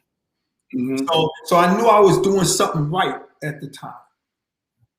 Mm-hmm. But that statement there stood in my head, and I never run around here telling anybody, yo, this is good. No. I kept it to myself because that was something personal to me. Right. I made one of my good friends, Wally World, I made him a believer. Like he was like, yo, Speedy, yo, I'm never going against you again. He started supporting me. My man Vic, yo, these guys were supporting me. Benny Miller always supported me. God bless his soul. Derek Lawson always believed in me. So Carlton, Lisa definitely always believed in me. Man, so you already rest know. in peace. Yes. But me, I'm like, yo, everybody's praising him. And I've just took all the wind out the sail when it came to him. And I had this mind thing going where my head was in the cloud, like, yo, if they like him, they should love me. That's how I was envisioning it. But it don't always work that way because it was told to me once, what is a fan? A fan is a fool ass nigga. Excuse me for that expression, right? In a fan eyes, person could never do wrong. Right? He was one of the people who everybody looked up to, who I just felt I felt that he's the type of player that needed a support cast. But I remember him citywide, he was real good. Real good. Citywide, he was scoring, he did his thing. Who said citywide? Does that even count? Citywide? Who's that? I'm just Nero saying. League? That's the Nero Listen, League? cut out the nice shit, man. Cut all. I'm not feeling all this nice, speedy shit, man. Well, you already know, G. I'm gonna chase niggas' names, man. We don't want to hear all that shit. This is different between y'all and us, man. We gonna name names, nigga. Name names. All right, name names to what? To who I think was good or who wasn't? Yeah. All right. Who do you think was who do you think was good? No, who you think wasn't good? That get credit. Who do you think wasn't good? Yo, anybody that I played against that to this day never beat me under the whistle, they're not good at all. And there's a lot of guys like that. Yo, and I wish I was just joking. If you never beat me under the whistle, oh shit, you stupid, yo. Just know that I'm talking about you. Give me 5 names that never beat you under the whistle. That never beat you under the whistle. That never beat me under the whistle? Shit, they know who they are. Damn, let me think. Damn. Let me see. Some of these guys just recently beat me in the 40 and over. That's a damn shame. They had to wait until. Nah, but, you said the 40 and over. He said the 40 and over. Yo, who's never beaten me under the whistle? Man. I went in West 4th Street year after. Yo, did the X-Men ever beat me? Damn, I don't think I ever lost. D'Artagnan's in here. X-Men. D'Artagnan. I don't think I ever lost to the X-Men. That might be one of the two. You know, D'Artagnan got great memory, so you know he gonna remember. Oh, he let me know. He's in here. Happened yesterday. Huh? D'Artagnan remember every game like it happened yesterday. No, so if the X-Men beat me, I just let me know. He said hell yes. When? No, he got it. Just refresh my memory. Please tell me when. I know West 4th Street, Pro City. You said, of course we did. All right, how do you feel about what's the dude name? Whole Lot of Game. This is his name, A Butter. That's his name. That's right. That's what you say. Say Adrian. Adrian Walton. I don't know him like that, so I ain't gonna call him by his name. I don't know. Yeah. I actually think he's a all right guy. I think he's an all right guy. I think his focus is a little off when it comes down to talent. Back in the days, I guess when he was, because I never knew that we had a rival. To be straight up, he wasn't on my radar. But I guess people, and I don't know who's doing it, but I know he tries to amp it up. Like we're on the same level, something like that. But, you know, he's like a neighborhood hero, in my opinion. You know, everybody got their block. No, he's from the block. We're going to root for him. Everybody got a block favorite. Me, I just think that because of the platform that the Rucker was on when he came on the scene, it really, really, really filled up his ego and his confidence. But in the reality of it all, like, I'm not going to say he was delusional because he's only showing his arrogance and confidence within himself, which is in everybody. But when he was directing it towards me, and I was thinking to myself, like, I'm not even giving him a rebuttal. I'm letting him run off, or if he call himself making people laugh, but he's only digging a hole for himself. Like there was nothing, like my shoes, if we had to measure it out like feet wise, like I was wearing a fucking 18. This dude is wearing like a child's 2. like there's no comparison. Like he's not a point guard. Everything is improvised. Like he don't think the game through. Like he don't make the people around him better. Like feel bad even talking about him. Like how can we make this discussion? Like give me somebody who Future. who we're talking about. Like Future. Not to knock him. Future. No, let's Future. Bring up. Yo, you know what? Me and him go way back, which is good, man. Me and him go way back. So let me tell you about Future. In my opinion, remember, everything is in my opinion. So, you know. Of course. Future earned the right name when he came out because he was young, going up against a lot of older players. And he stayed relentless. Like, he stayed relentless playing. Like, he was so fast and quick. So I loved him when he was younger. It's just the fact that when we played together, we had like 2 different styles. You know, me, I'm able to do the combo guard thing. Playing with him, I would have to focus more on being point because I needed to bring the best out of him at the time. But he don't play well with everybody. So you got to have an understanding of what a person's demeanor is when they're playing the game. See, Future want to win just as bad as anybody else want to win. But Future also has an ego where he's going to get his. But if you lose, nigga, he is blowing you up. Now, why would you call me? You know damn well I'm on a doggone interview. Yo, I hit you back, man. I hit you back.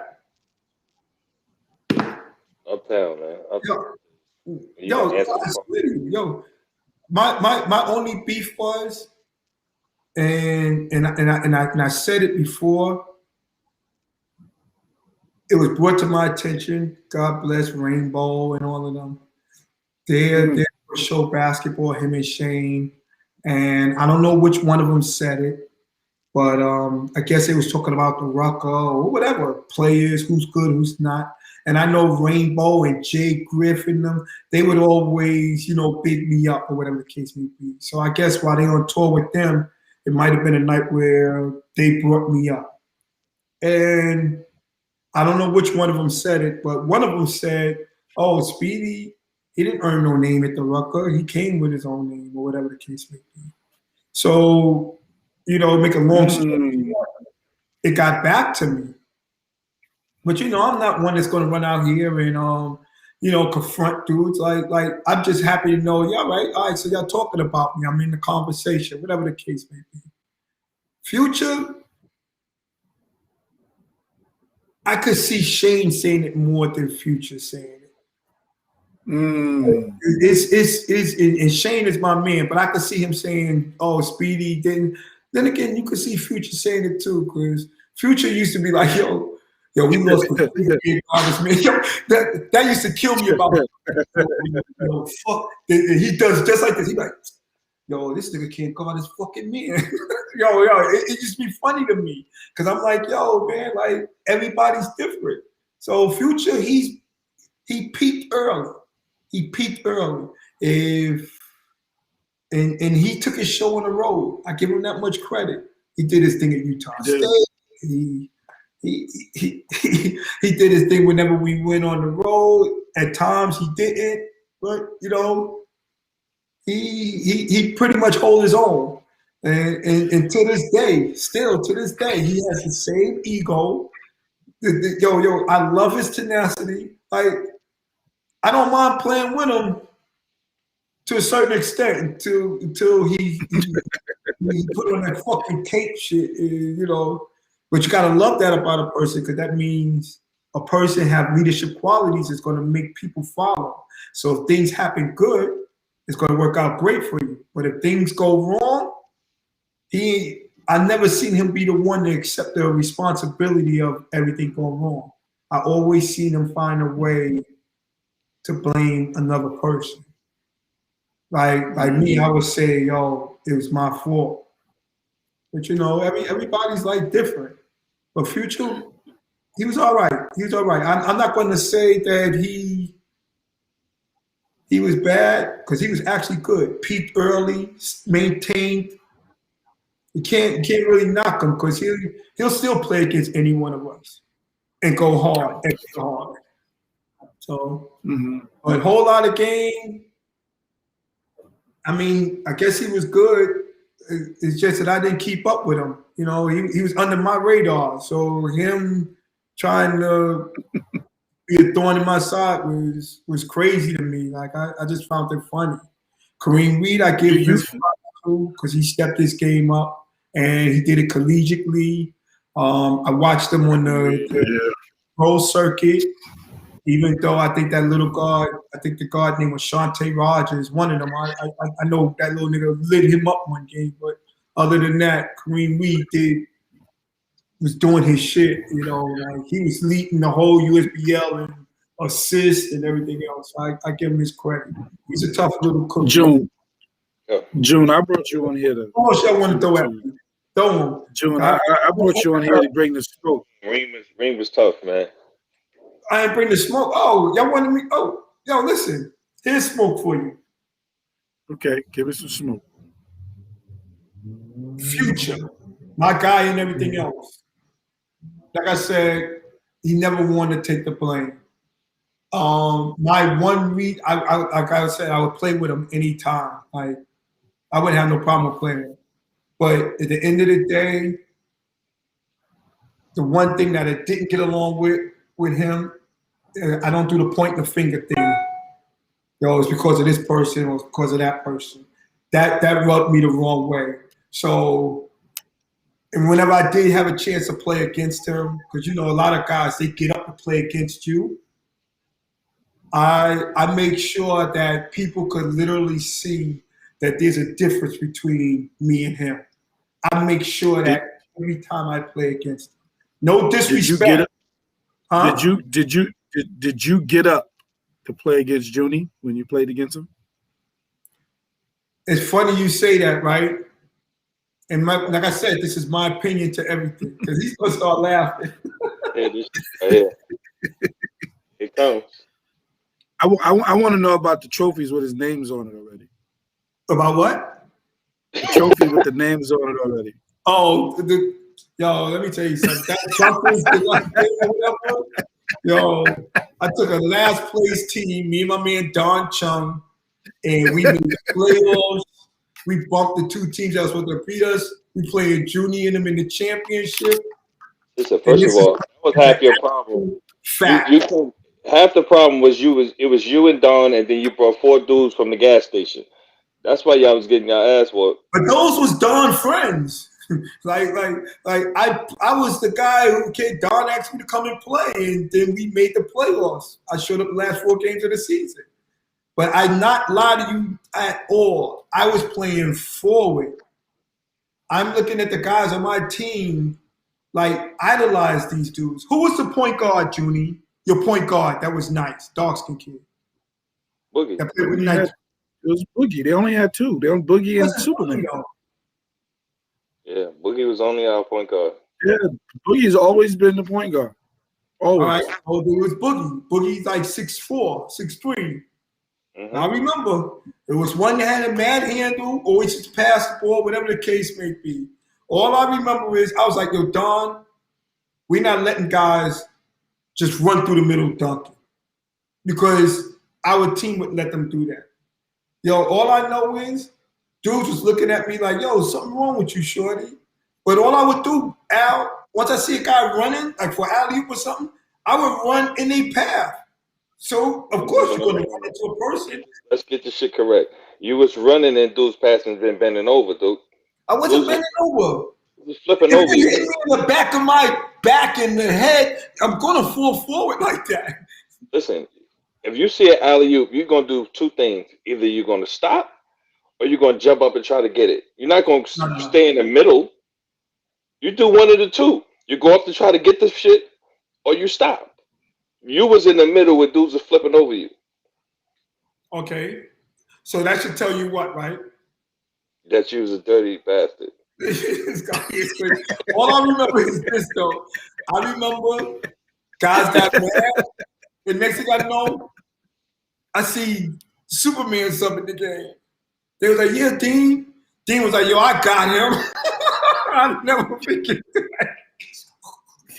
Yo, Dean subbed in the game and started guarding me. And I'm like, what the fuck? And they was calling him Superman. I'll never forget that shit. That was him. Yeah, but me and Dean had a nice little battle.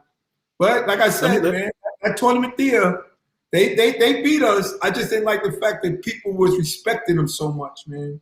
And that's when I got to see Tone Springer. That was like one of my first times really seeing Tone do his shit. And then at West 4th Street one time when I was about to play, I seen fucking Tone go up like he was trying to shoot, throw it against the backboard, bounce back up again, and then dunk it. And I was like, yo, and then Tone Springer got hands like a fucking 12-year-old kid. Like his hands are real small. He can't palm the ball or nothing. But I respect He can't palm the ball. Tone, another one. Let me ask. I had to literally go out. Yeah, it was good. Junior, let me ask both of y'all a question before. And I got a little upset because of the fact that me and Junie were friends. If me and Junie wasn't friends, I think that I would have had a better outcome in Battlegrounds against him. I honestly believe that. But me and June was. Y'all played in Battleground? Y'all played? Who started that? Who did? You did it. You started that, dude. You elbowed me in my face for no purpose. No, I didn't elbow you. You did. I did this. I did this. Remember? Look at your hands. Look at again. Look what your elbows just did. Mind you now. Wasn't throwing out. I was going up to shoot the ball. I'm taller than you, and you throw your hands up. Where your elbows going? To my face. You're reaching in, following me, being strong. Remember, the ref caught the foul on you. You was mad. You was mad because the ref caught the foul on you. And then you told me, "Oh, you doing that?" And I'm like, if I would have never took a jump shot, and I would have just kept on driving to the hole, I would have had you. So I had him back against the ropes, man. I look at that shit, man. I be like, yo, man, it's crazy. June got mad. I remember June. Start backing June, me in. you played against what's the name? Who was the dude that was shooting a lot? Little Spanish dude that was shooting threes. He was playing on the Intrepid. Was it Ray? No, I don't think it was Ray. Paul, somebody? Oh, Spanish dude? Fierce. No. I played against McPherson. He was a little Spanish dude. I guess he worked with Nike too. Rivera? Paul? Yeah. Didn't know you who play played against him? the Battlegrounds, Junie? It was an Intrepid. It was on the I don't know. Intrepid, and I think all right, I forgot. that was the very first one.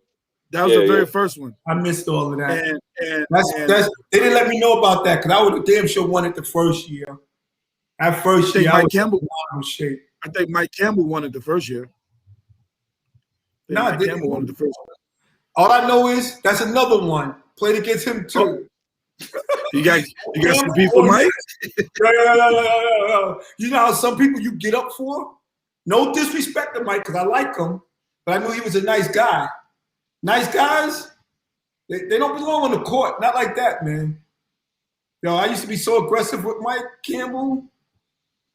It was crazy. I attack his handle, all of that. Mike had probably the craziest triple threat shit though. Yes. I He love catch it. it, swing out, like he'd be like, damn. Because his jab went right into his move, or his jab went right into his shot. His triple threat shit was crazy. He just, once he started trying to bulk up is when he got slower. He should have never started doing all that weight shit. He was good. He was good, but he's another one. It was just certain people that I knew where I was going to go up against that, yo, I can handle my part, shut my man down. He won't be the major factor on the team. And during my time at Pro City, Mike was one of the guys I didn't mind guarding. Mookie was a problem with me. Why Mookie was a problem? Because for some reason, you look at him and you're like, nah, this guy's not that fast.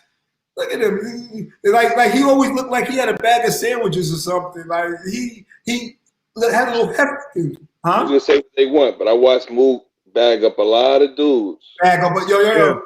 I might have been one of them at one time. He bagged up a lot of dudes, and he went out a lot of dudes. Yeah. He coming on the show soon. He went at me. West 4th Street. He damn sure went at me. Well, like each and every one of the guards from Brooklyn, the Bronx, Manhattan, everybody's best. When I went head to head against them, because of the unit, remember, I always play the game according to your supporting cast. I had a decent supporting cast. So they would either support me or I was up there supporting them, giving them the ball where they most likely needed it, where I could either lock up or I could do my scoring. Yo, Jovan, my man Bam. I love Bam. Bam, my man.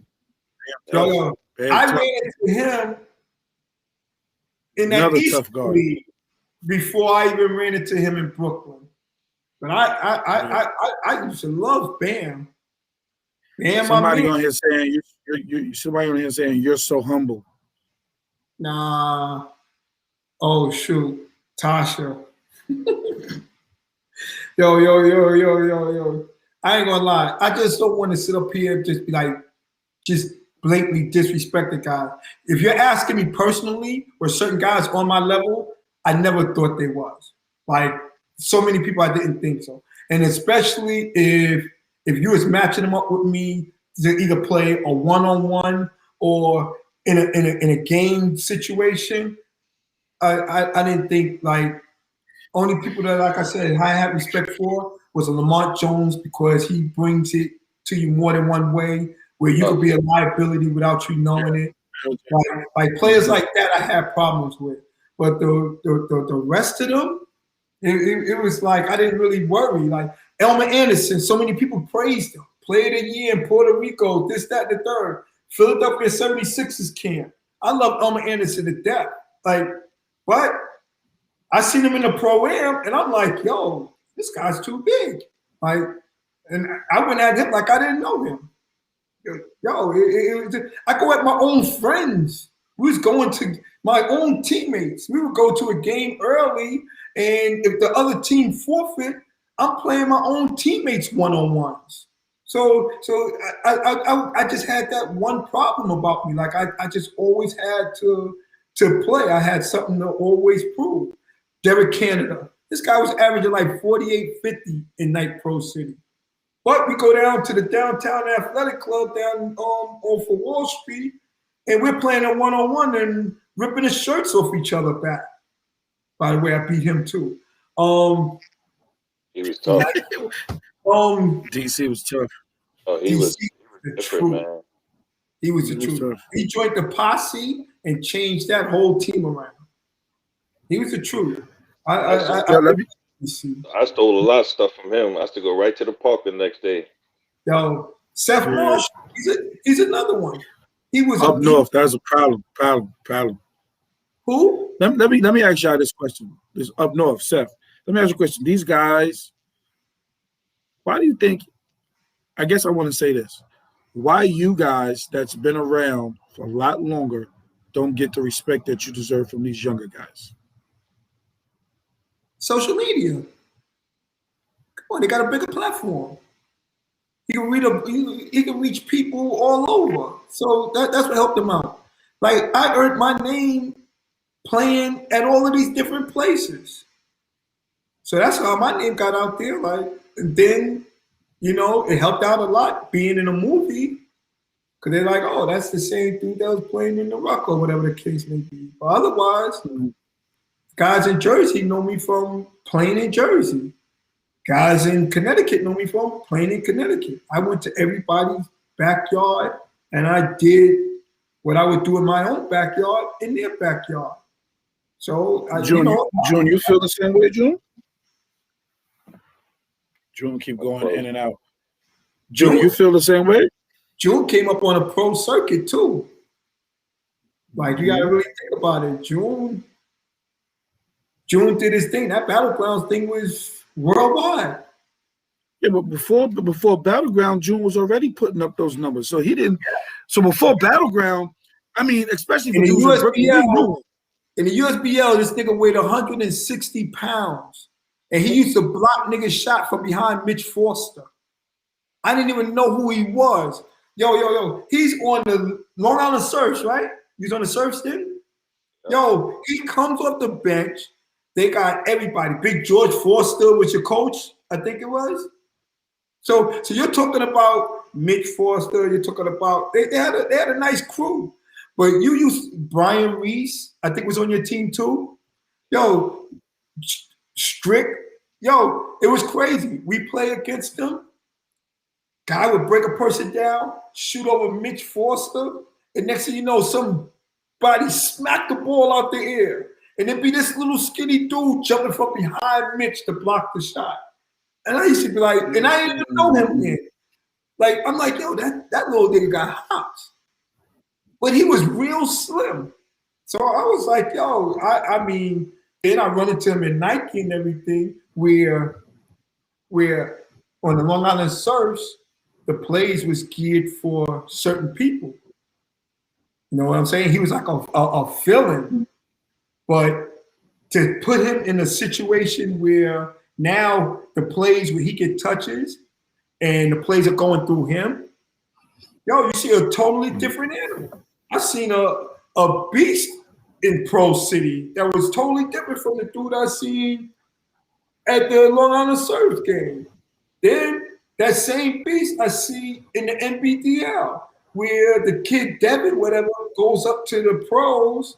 Now you think that their team is just going to get wiped. And Junie leads the whole playoffs in scoring in the NBDL. So yeah, June, I think we talked about that. You led the league. You led them in scoring at one time. It was 16 points because I was looking it up. Yeah, I was second. I was going back and forth. Yeah. So it's crazy. And to me, if you ask me, I didn't think Junie was skilled like that. I always said Junie didn't have a right hand. I always said Junie don't have elusive moves, but he shoots the ball so well. He's comfortable with his turnaround. So there's some things that you wouldn't expect a person to do that's unorthodox, but he's comfortable with doing it, and he scores. And then he has that switch where he gets mad. You know, most guys who don't get mad. I just think he had a problem growing up. Maybe he's in one of them special schools, but when he get mad, all of a sudden this dude want to act like he the Hulk or something. He want to bully ball. I watched him do that to Mike Campbell. I watched him do that to a lot of people, where he'd either get mad at the ref for not calling or something. Next thing you know, he's going straight to the box. It was crazy. So, you get to see people with different situations. And that's how I evaluated a lot. Like, Junie wasn't the nicest to me, but he had a knack of scoring. He had a knack in different ways of scoring. So with that, you got to respect the person. You see, fucked up. Yeah, you got to watch it with them Brooklyn comments, baby. You guys watch it. You gotta watch it with the Brooklyn. Is that Amir Bug? Yeah, that's Boogie Smith. Oh, what's good, Bug?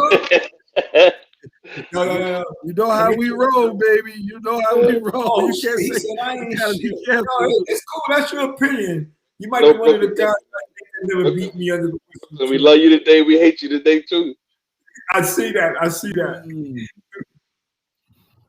Now everybody. See, I told you, you go at Brooklyn's Finest. They're not gonna let you ride with that, dog. They're not gonna let you ride with that. No, Al, I'm not here to win no awards. You feel what I'm saying? Nah. These guys liked me before I got on here.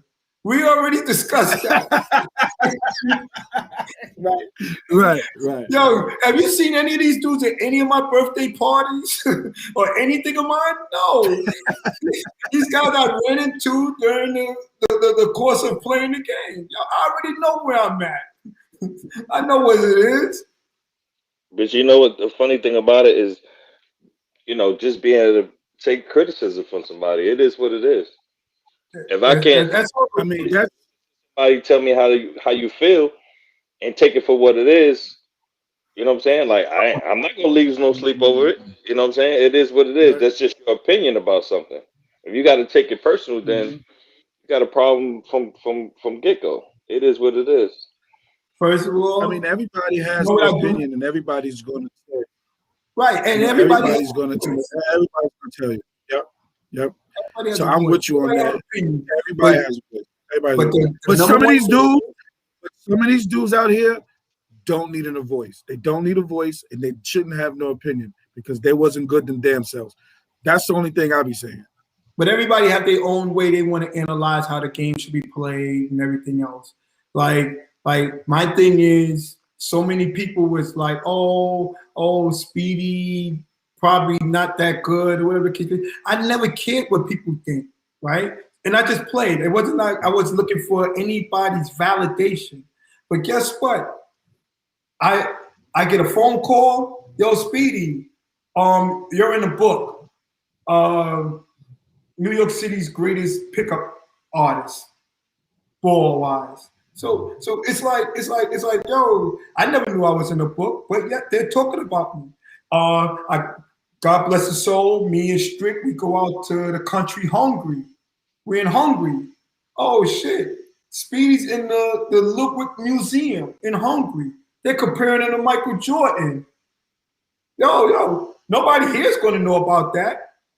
But obviously, you either have to be there or you have to be around basketball and really look into a lot of things. Just like I do my homework with people.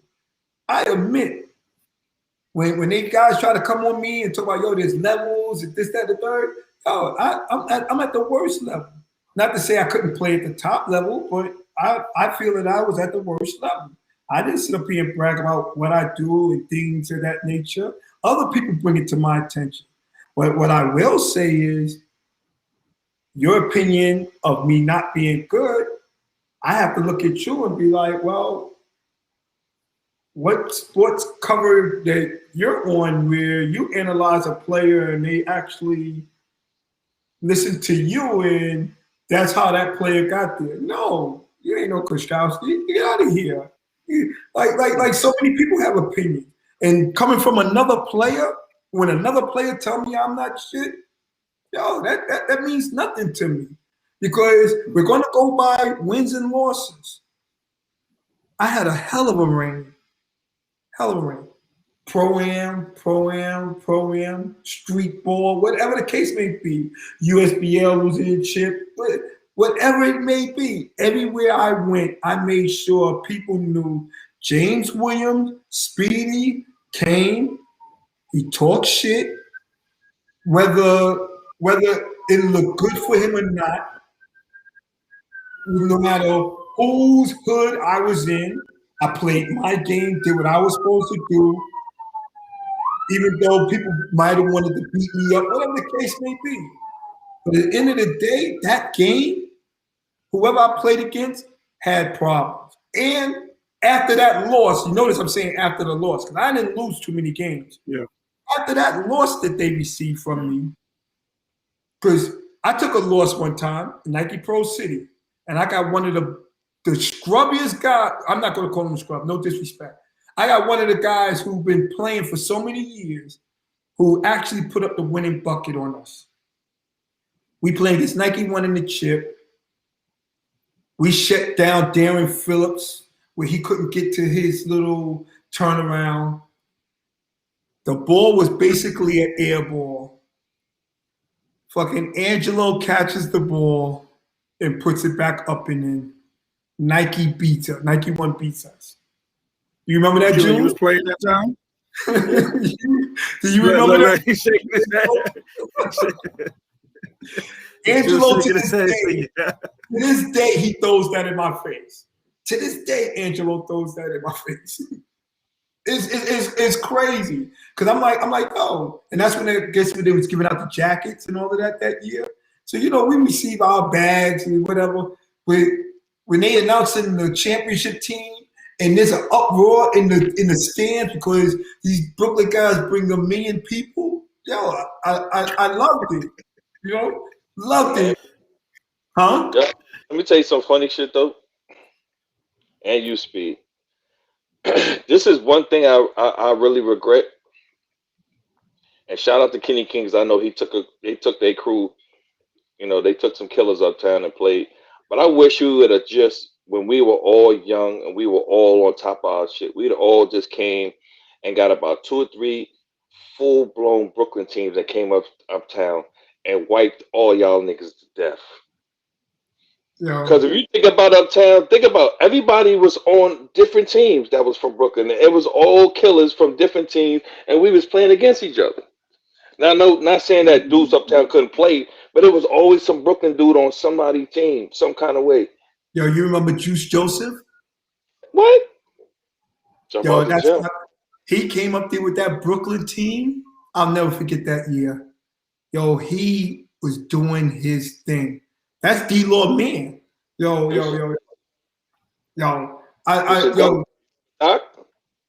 I remember he shook Tony Hargraves and went in and dunked it, man, in West 4th Street.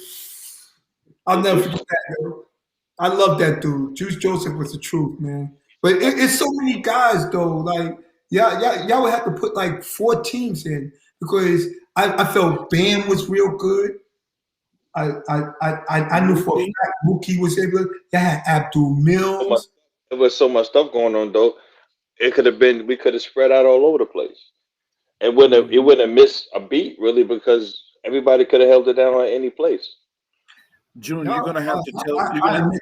You're gonna have to tell that story for Kenny because he's on here now. You have to let him know that he didn't put you on the roster. He's on here now. Let him know why he didn't give you the roster. Kenny, you need to listen to this, Kenny. Whoa. All right, here we go. And you know what's so funny? I was just over there yesterday. I just drove past 21 Park yesterday. 21 Park, Malcolm X across from Brevoort. I was a young kid, came over there. Sonny Lewis brought me over there. Me and my man Mel. So we came to the game. We was just sitting on the side, little scrawny little kid. And Kenny and them was about to play.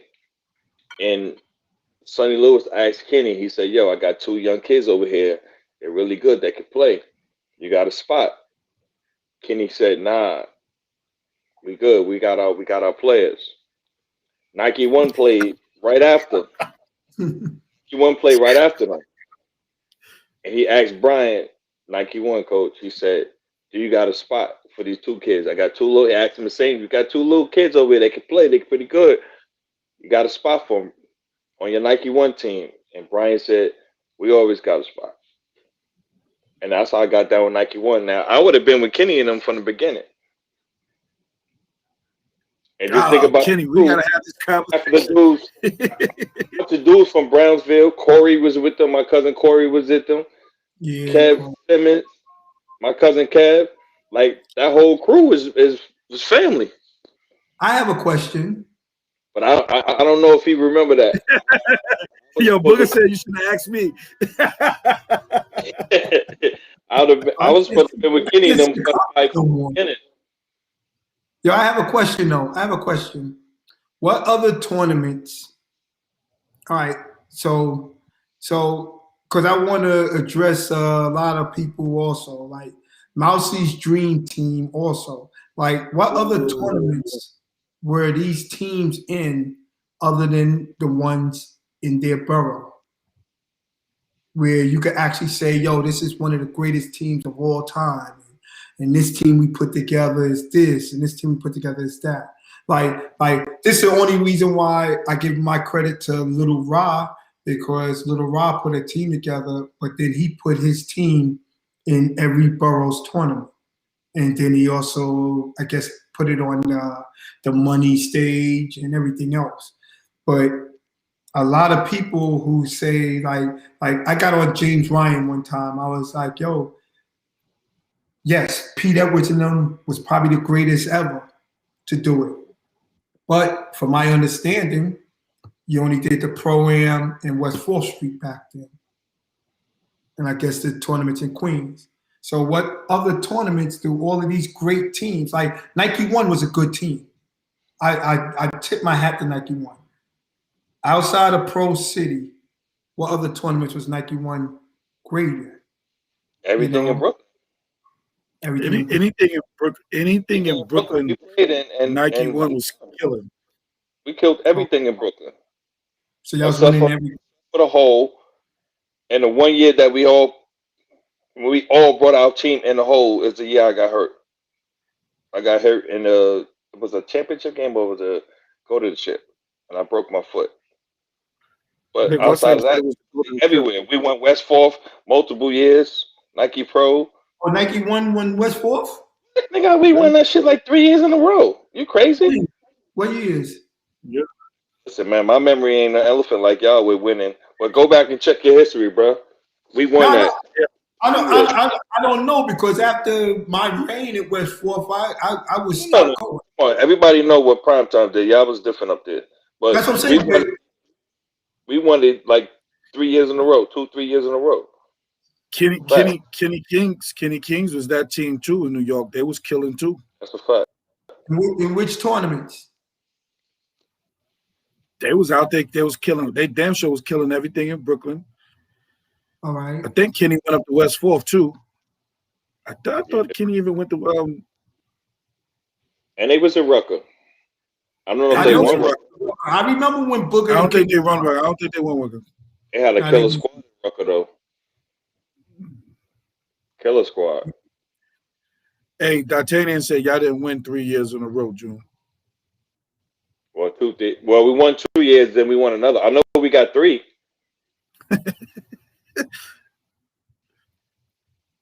He said they won in 2000.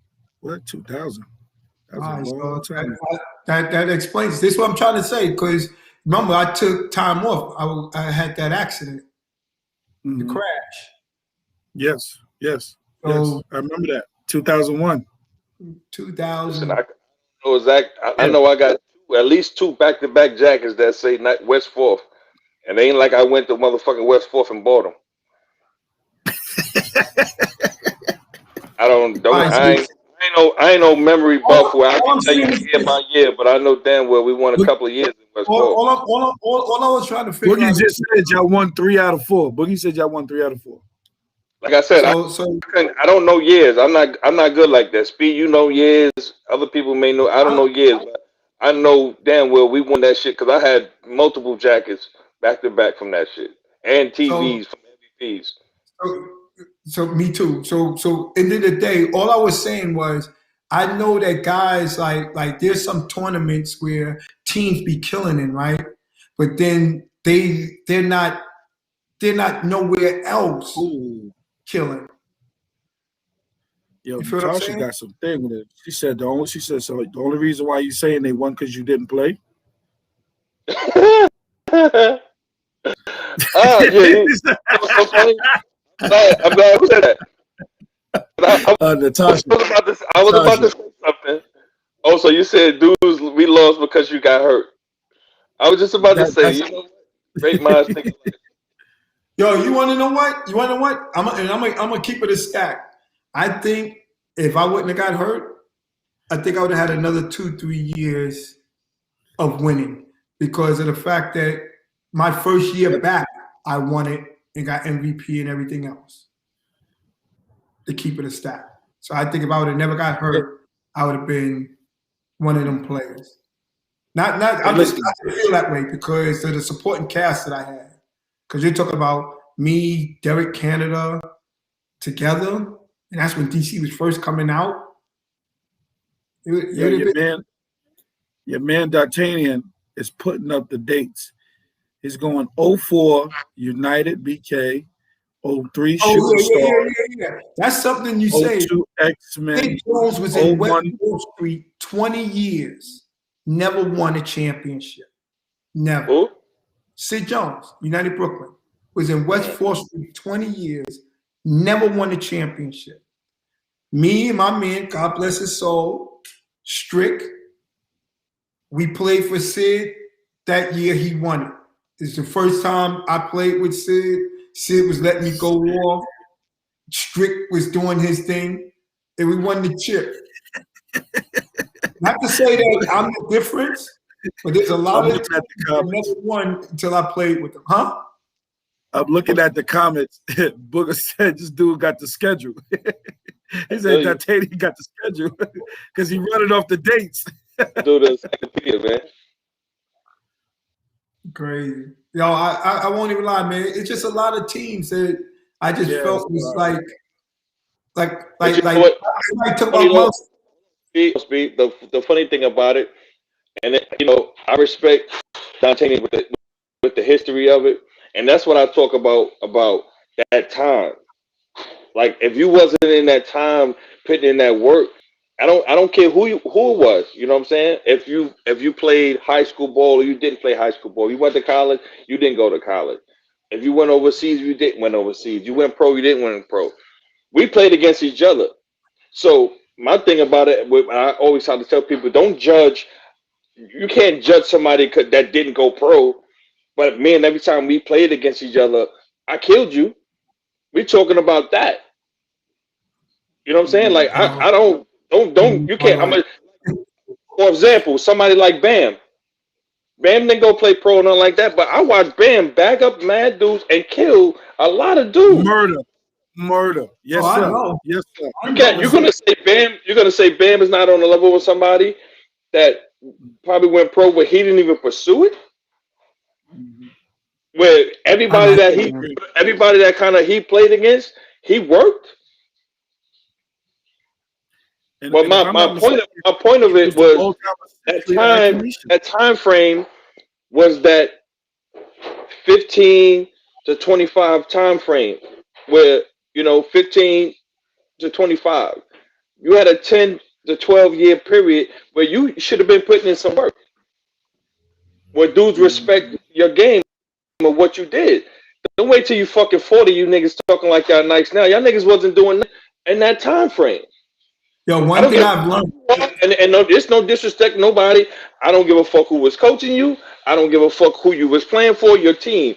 During that time frame, if you wasn't doing nothing, don't talk that shit now with niggas is older and ain't even playing like that no more. You had time to put in your work. If you didn't put in that work in that time frame, that's coming from high school, college, and then you playing in a pro level.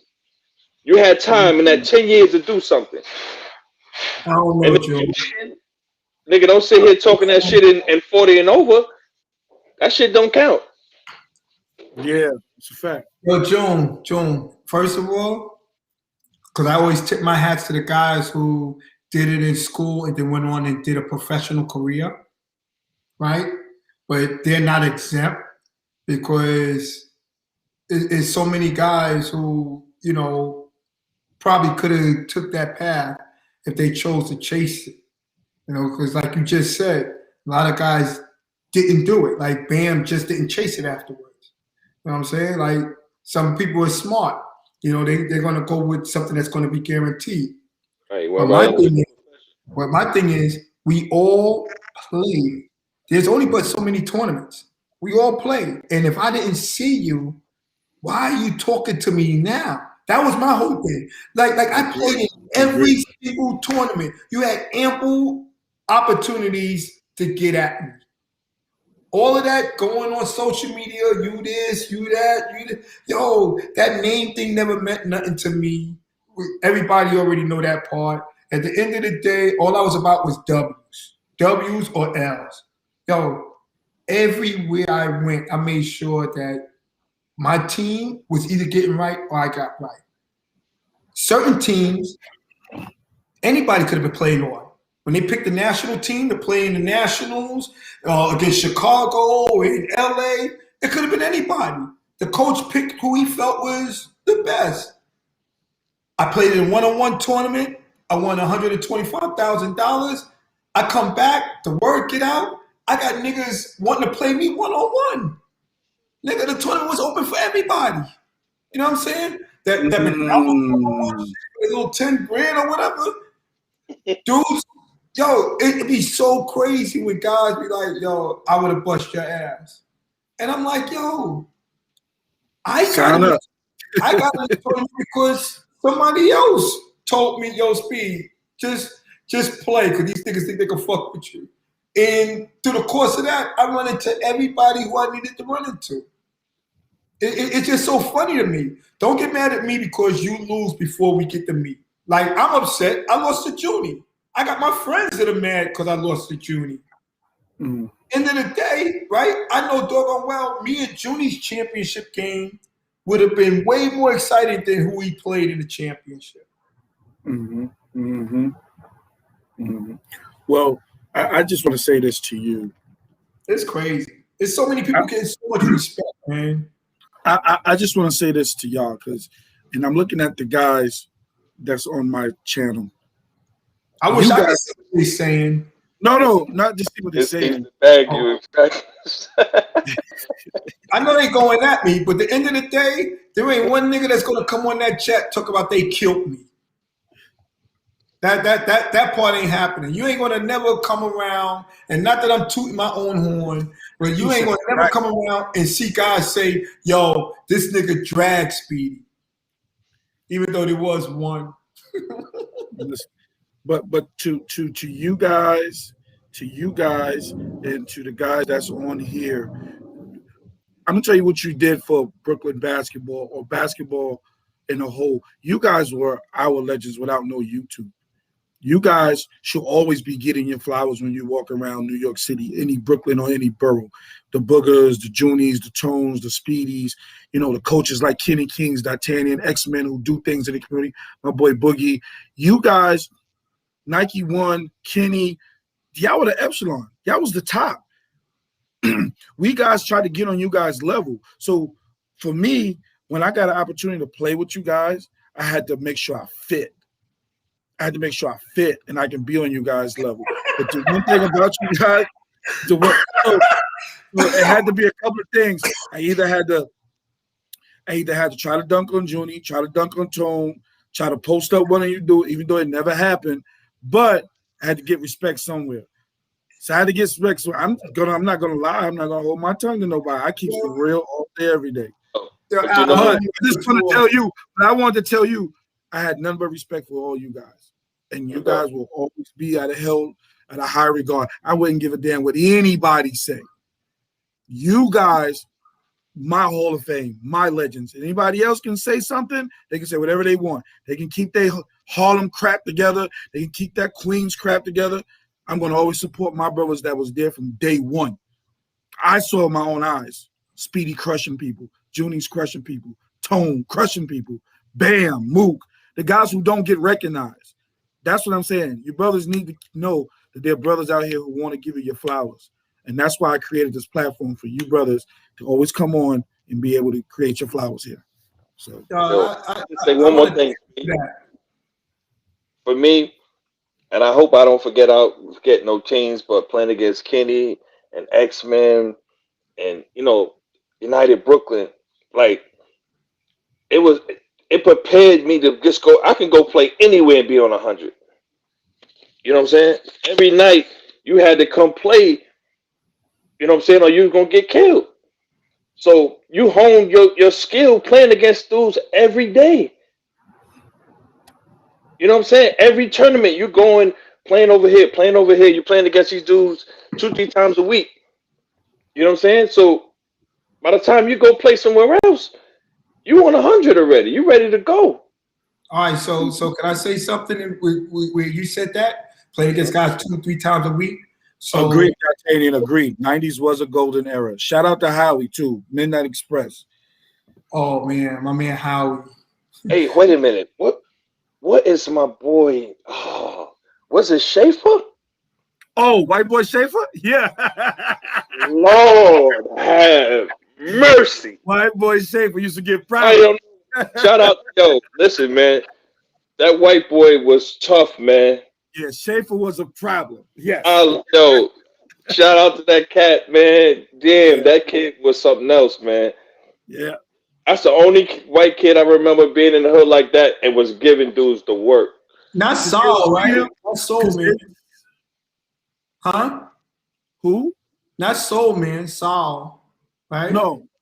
This was dude Schaefer, my man Schaefer, white boy Schaefer. He walk in, and he looked straight hillbilly and was giving out work in the hood. And would be the only white boy. And would be the only white boy. And came by himself. So my question to you is, Junie, your toughest tournament was what?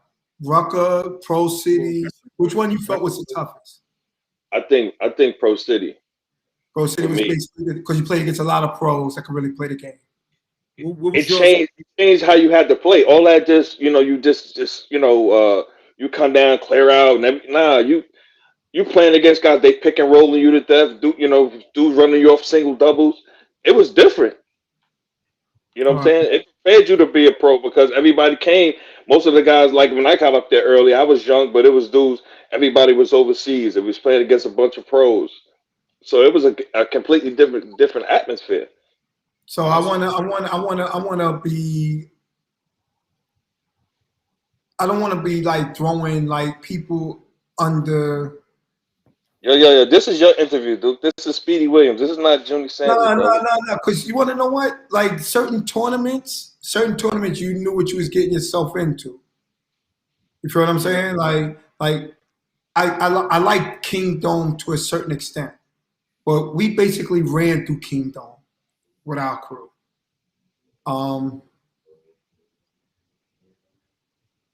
Rucker was only like 3 teams we really had to worry about, but we had like dominant players at each position that nobody was in the pros. There's been Pro City has that atmosphere, and you're going to run into real players night in, night out. Only the teams that didn't have connections with real pros, and they would bring out their best players, whether they be college standouts or whatever, and certain things would show with either the coaching or with the abilities of the players. So I always felt that each one of the programs that I played in, there were like certain teams that put together real teams. Like Gold's Gym, you already know, they was bringing real pros. Like shucks, you might see Elton Brand in there one day while Elton was doing his thing. Like these guys brought real players. Even Nike One had players that you could say deservedly could have had a spot in the league. But the kicker to that, though, Speed, right? Wow, I felt our Nike One team was so tough because you go from 1 to 12. Yeah, and y'all had a crew. And hold on, but listen, what I'm saying, from 1 to 12. Let's say we got 15 players. At least 12 dudes was overseas. It wasn't like, like I said, no disrespect, shout out to Angelo and the other guys that we had on the crew, but they was the younger guys that was on the crew, lower them. You get me? Yeah, yeah. Okay. They were the younger guys on the crew, but we had pros. Charlie Jones. So what pros was in EBC other than the obvious ones, or guys with potential? Yeah, but EBC was completely different because dudes would just randomly show up, but they wasn't coming on a regular basis. Like Nike Pro dudes was showing up, especially against Gold's Gym. Like every time we played them, they had 2-3 pros on their crew. But see, what I loved about that is you're gonna have 2 or 3 pros, right? That's gonna take away from the guys that we really need to be worrying about. Because now you got to feed these dudes the ball. Because they need the ball in their hands. It's gonna take away from it's gonna take away from the Strix. It's gonna take away from the Reg Freeman. It's gonna take away from them because now you got to feed these 2-3 guys. It's gonna be somebody on the bench that may be the shooter. He got to sit because now you got this pro that got to play a bunch of minutes, and it's taken away from your whole crew. A guy that don't be there in the regular, your normal crew. Now they sitting. I want to give a shout out to my man Reggie Freeman too for going at Junie back in the days. I kind of like that. It was a lot of bullshit going on with him. I had dudes from Brooklyn come and wanted to see him go at me. Y'all came up here to see me, but y'all want to see him kill me. Oh, Reggie Freeman, I want to thank you too for joining my team in West 4th Street for us to win a championship together. That was a good look. He's the big point guard. Yo, Speedy, what was the proudest moment in basketball? And then, Junior, you can chime in and answer that question as well. Proudest moment in basketball. Shoot. Maybe there's so many of them. I think they all range around the same. But I know this 3-pointer I hit for $125,000 might have been like my best moment. I hit a 3-pointer for the game winner. Guys ran and tackled me. All I thought about was the money I was going to receive at the end of that. But it was with a good core friend. Right. The cheap shot. June, what about you? My proudest moment was playing against Speedy, choking the shit out of him, and knowing he could do nothing behind it. Yo, you want to know what's so funny? You were supposed to get disqualified. Like, Yo, I didn't hit you. I just grabbed you. I didn't hit you. You was choking me. You jumped on my back.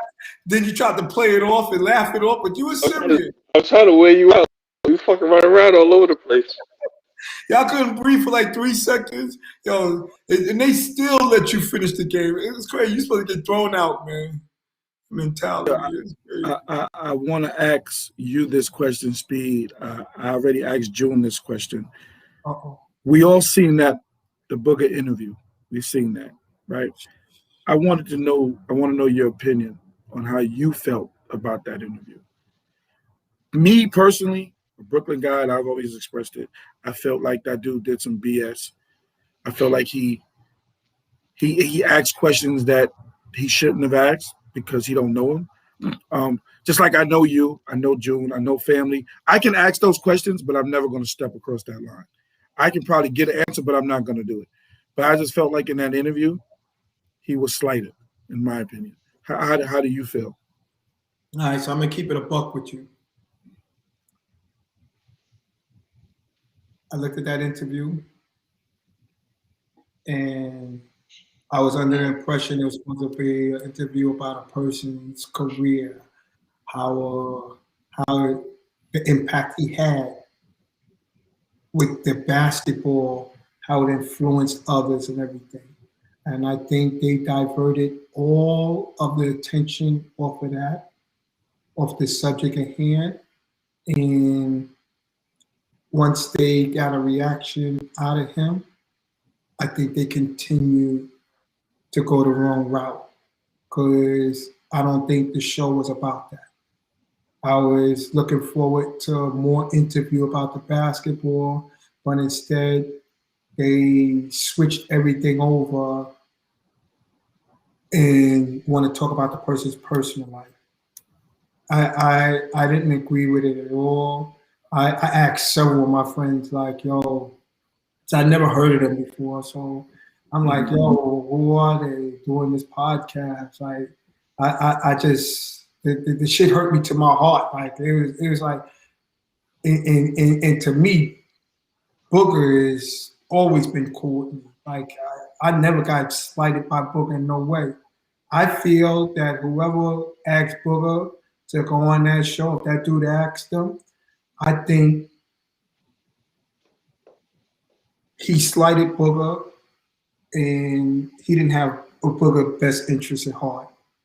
Because that right there, one, you're trying to throw shade in a way where it's hurtful.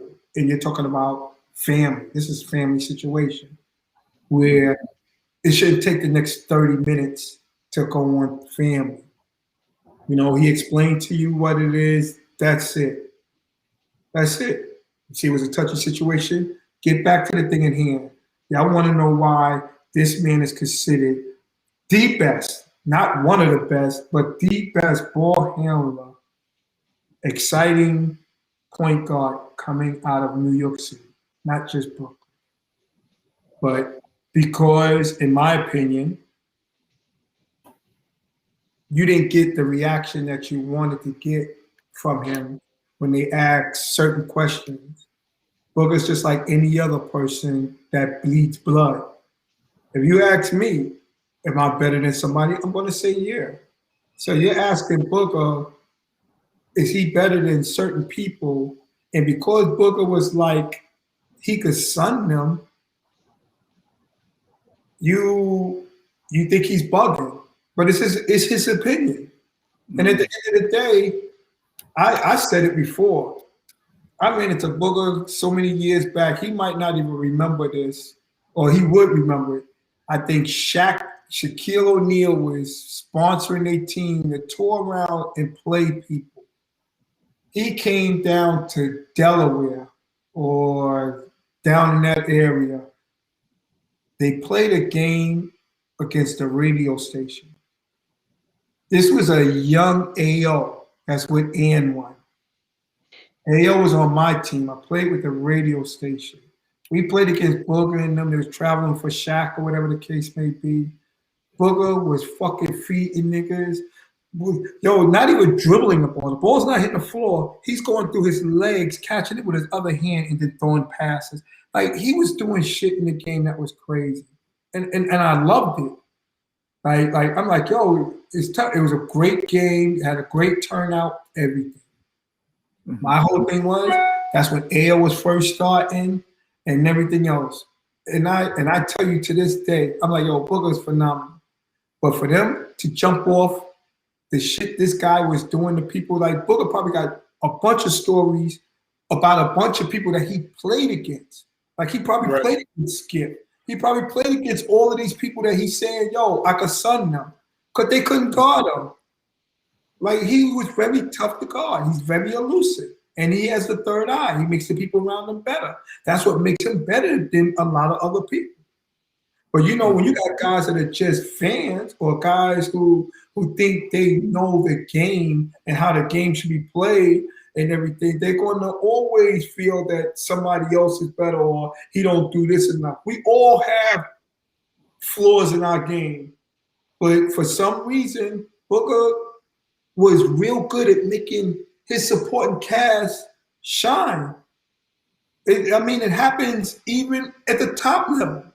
Without Jason Kidd, Kenyon Martin is only but so good. Richard Jefferson is only but so good. It's been proven after they left. Players are only good. Amari Stoudemire was so good. Steve Nash is gone now.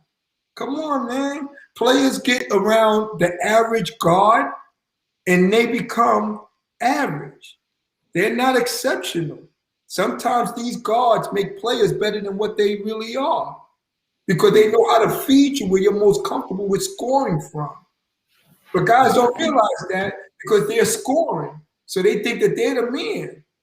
And the perception of it is you're averaging 18, 20, 30. Forget about the dimes that you're receiving from this guy or even the hockey assists. You know what I'm saying? Where it goes to one person and that person's so wide open where they could score and then they're diming you for the bucket.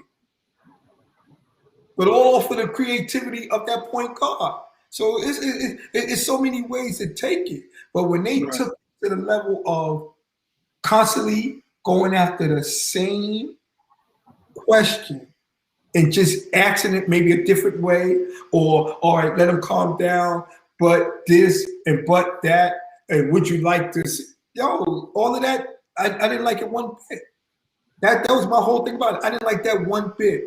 And honestly, if I was there, I'd be like, yo, bug, yo, leave.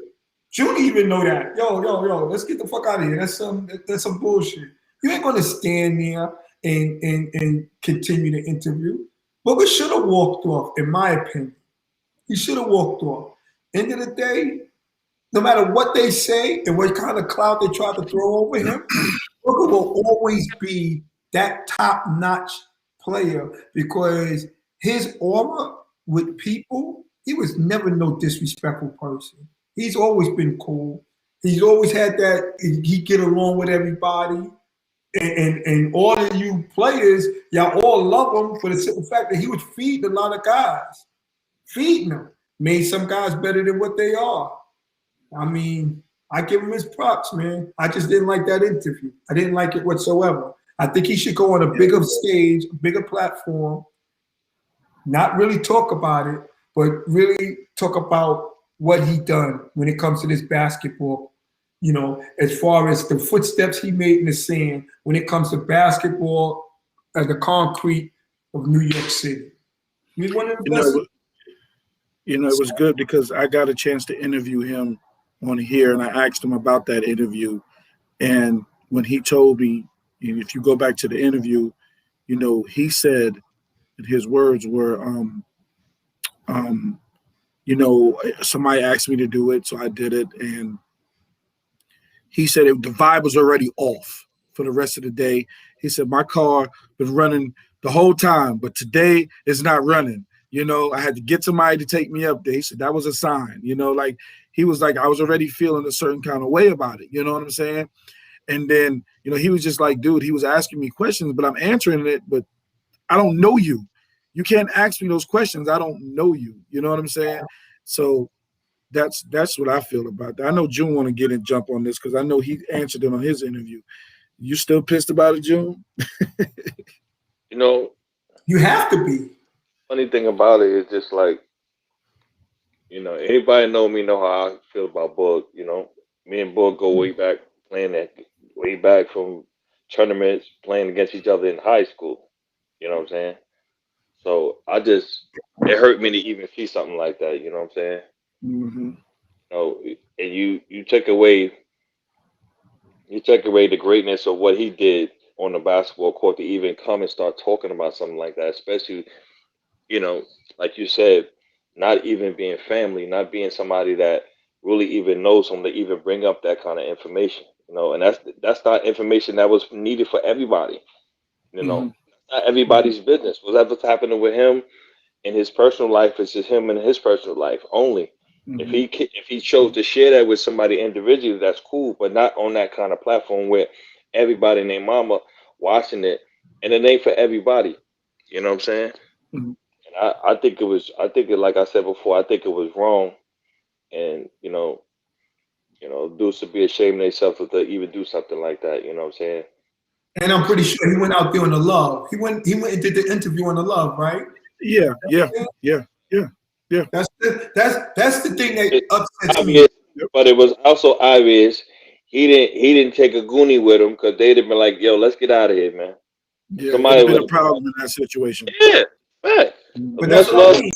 much love people got for him. His people would have been there with him.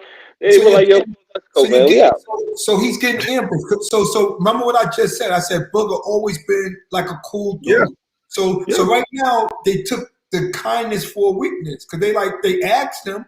Booger, in my opinion, Booger got the authority to sit up there and be like this. Nah, how much you paying me? Nah, And this, I'm not doing it. this also, remember, even go back to what you said, it also goes back to, we not talking about what you did like you went pro. We talking about like when we were younger, we played against you. That's how he feeling. Hmm. Like, dude, like I didn't like I see him give everybody hell. Hmm. Everybody. So if you sit and you ask, yo, how I feel about this, how I feel about that one, yo, that's his honest opinion, probably from him playing against dudes in tournaments, playing against dudes in AAU stuff or whatever it might be. So you you you That's how I am.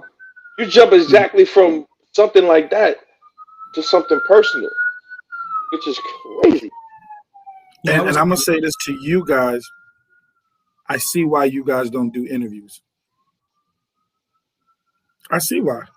Because you get on some of these dudes and these bozos will come at y'all and it'll make you not want to do nobody else stuff. You know what I'm saying? They'll say something disrespectful and they don't know you guys. And I see why a lot of you guys don't do the interviews now. I see why. Talk to me when you see me, man. We bump into each other. I hate interviews, and this is one of my main reasons for hating it.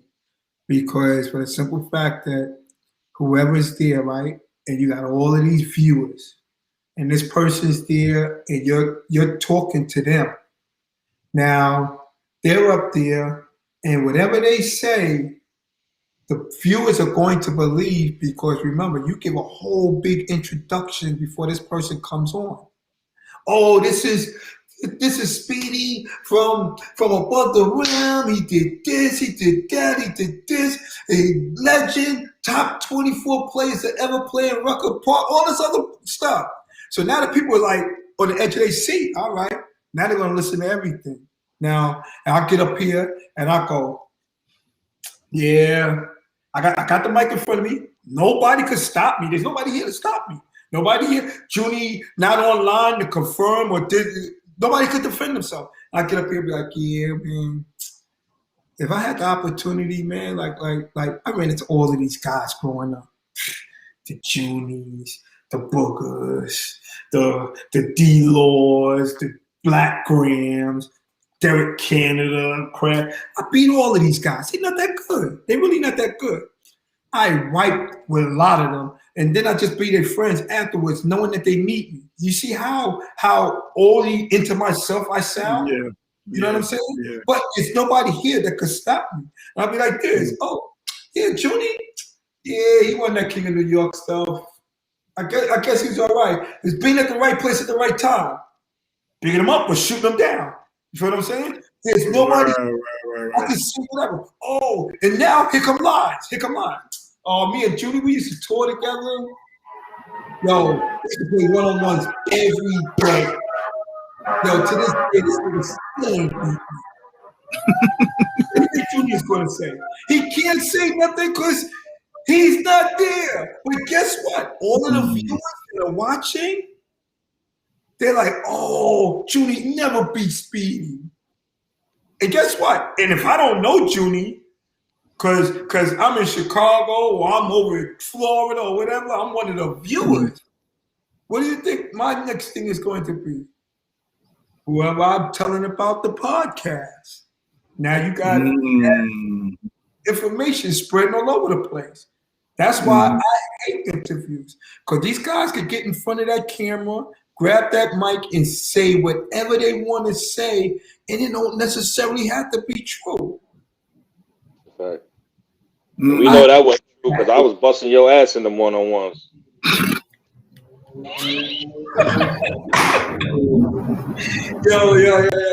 All I know is, I know I got you a couple of times too, Speedy. So we ain't gonna. I know I got you a couple of times. Listen. So When I, I'm just saying.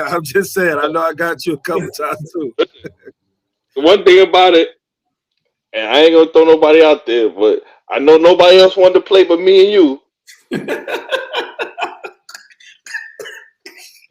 Nobody else wanted to play. Everybody talked that shit in the van until we got there and put on our clothes. But nobody wanted to jump out there and play. I mean, I'm not trying to. That is true, though. That is true. A lot of people didn't want to play Speedy 101 when we got out the Wizard van. That is true. I mean, he popped all that shit 4 or 5 hours wherever we was going. Then we get in the gym, nigga roll the ball out. I'm like, wait a minute, they can talk all that shit for 4 hours and they gonna get up? I'm like, fuck you, let's go. Fuck it. We play 1-on-1. Sometimes we play 1-on-1 full court before the game. We used to have fun, man. I don't think you did the 1-on-1 full court. I think you did. The game we used to play Speed was the only way you can shoot a jump shot. It got to be a bank shot. Got to be up the backboard. Well, that's Junie's favorite. Go around. It do always make Or he'll make us play a horse. Dribbles. Everything got to be up the backboard. Yeah. He coming up with all types of stuff. Yo, let me tell you. Look, he doing that, but then it's regulating mad dudes. Two can't take 100 dribbles. Yeah. You ain't gonna pound the clock out. Just pound the ball. When you got 2 dribbles, what you gonna do? June. And he throwing the ball way to the top of the key or shit. That's a long 2 dribbles you got to take if you don't know how to get it off. Yo, June, you already know how we was back then, man. Like so many people don't even realize how I was, man. Like I was never stopping. I had energy for days, and I was going from one tournament to another tournament to another tournament. So back then it was just like I was so much like out of control, like a real street rat, a real guy who just ran around and just wanted to hoop and have fun. And when I tell you, it was so many people I ran into along this way where it's like, I don't want to be judgmental to everybody, but yo, some tournaments, you had to score. Like people now don't know me as being a scorer. You know, that's funny. Like I started out as a scorer, and now they just say, oh, if you want to win a game, I would go with Speedy because he's smart. Like it kills me, like how people think on the end of a person's career. But nobody was around at the beginning. Like when I heard about Junie, I got to see for myself. I ran into him here or there. Half of these dudes that I'm running into now, right, were the past years, the later years, when I was running into them, I ran into the name first. They call me this.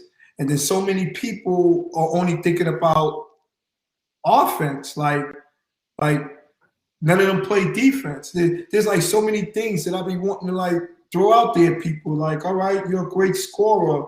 Who do you lock up? How many guys you know were winners? Like at the end of the day, like all of these teams people naming, how many of them are winners? It's easy to be a killer, taking 30 shots. How many of these killers you know are winners? For real. Like I seen Junie do his thing. I seen several people do their thing. But at the end of the day, how many of these people are really killers that claim they are? I watched Tone Greer, God bless, give strict numbers. We was in a tournament in Queens, D&D. I think I lost in the championship that year or whatever. But I watched Tone Greer give strict numbers because he was hitting a three and he do that ball fake and slow dribble and pass and dime stuff. Like, some of these guys are true to their name. Like, they actually play the game. And then there's some guys if they do 1, 2 things through the course of a game, guys is only talking about that 1 or 2 things. And I'm like, yo, the game is 48 minutes long or 40 minutes long. Like, you're talking about a play that lasted 5, 6 seconds. You did it 2, 3 times during the course of a game. Like, this is where I get thrown off at when it comes down to guys evaluating who's good and who's not good. Who I always heard it. I just was always on the losing end of the stick. Everybody that I ever was supposed to match up against, I was never better than, as far as everybody else was concerned. But you clear the smoke, you ask the people who won, and they're gonna sit up there and say, yo, this little guy Speedy won. Like Jersey Shore. Yo, I mean, Brooklyn teams basically played in Brooklyn, except for Nike won. Bronx teams basically played in the Bronx. Queens, I give them the credit because Little Rob brought them everywhere. And James Ryan, of course. James Ryan started it with the national shit. So James Ryan, I tip my hat to him. I don't think nobody else matched him. I mean, Ted, God bless, Ted, he had a team who did good, the Courtsman. Otherwise, man, it's so many people, man. And I'm tired of hearing stories of who's good and who's not good, and then everybody have an opinion, and then they want to drag other people into it, and then this person feel they gotta defend themselves. It's like, it's crazy. That word legend, you got too many legends now. Too many people proclaiming to be a legend. Like what are the qualifications to become a legend in New York City? What is the qualifications? That's all I want to know. What is the qualifications to become a legend? Do you become a legend because you won a tournament more than once? Huh? What are the qualifications? What's actually the qualifications? Do you have to play in a park tournament to become a legend? Like, what is it? Like, I really want to know, what are the qualifications? What could give you the seal of approval that you're actually a legend? Because you're a fan You listen to favorite? some of these dudes. Yeah, that's what I was about to say. You listen to some of these dudes just because they're your homeboys. They call you a legend. If you're a fan favorite, is that it? Because you're a fan favorite? That makes you a legend? I don't know, man. There's a lot of guys that ain't never won. Never won. Never. Like, not to be tooting my horn, but every single tournament in New York City, man, listen, the ones I didn't win, I probably didn't play more than 1 year. Let me ask you this question. What advice would you give your 20-year-old self if you know about the game now?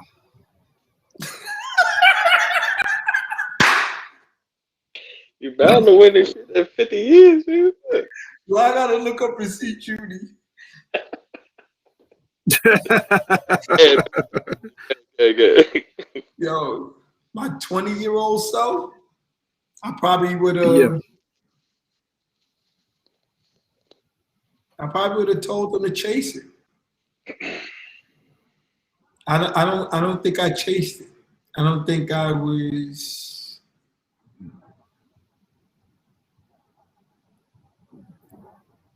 I don't think I had the desire to chase it.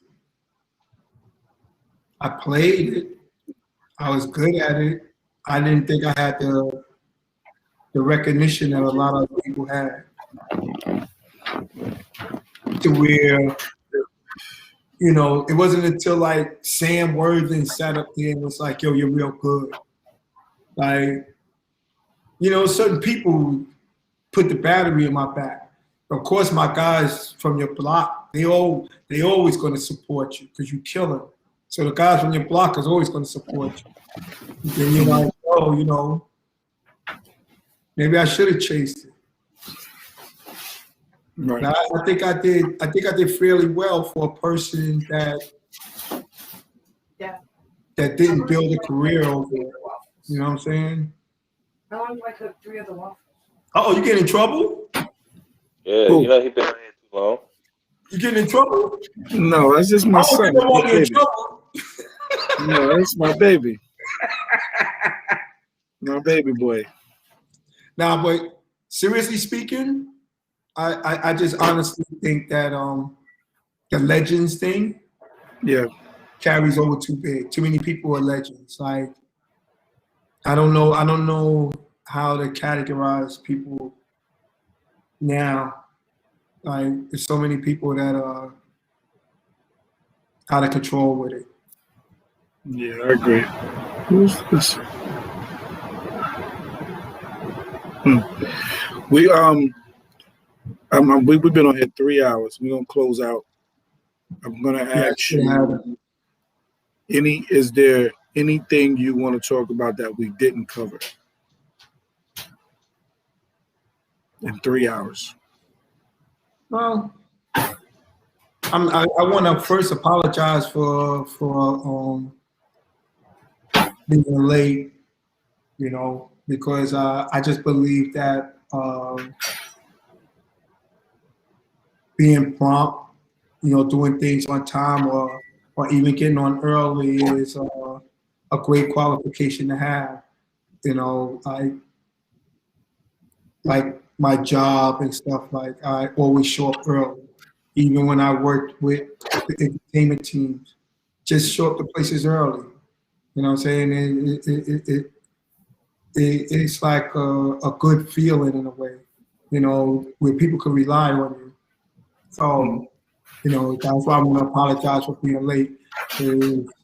Basically, you always want to showcase things that are, you want to showcase things that are habits that you have where they're not bad habits. Because, you know, people are so easy to label you. They're quick to label you in a negative light. Like it's so easy to. So I always try to push for a person to put their best foot forward because you never get a second chance at a first impression. So, you know, with that really being said, like in anything you do in life, you always want to put your best foot forward. You know, being an assistant coach at, you know, at Hostos College, you know, gave me a chance to really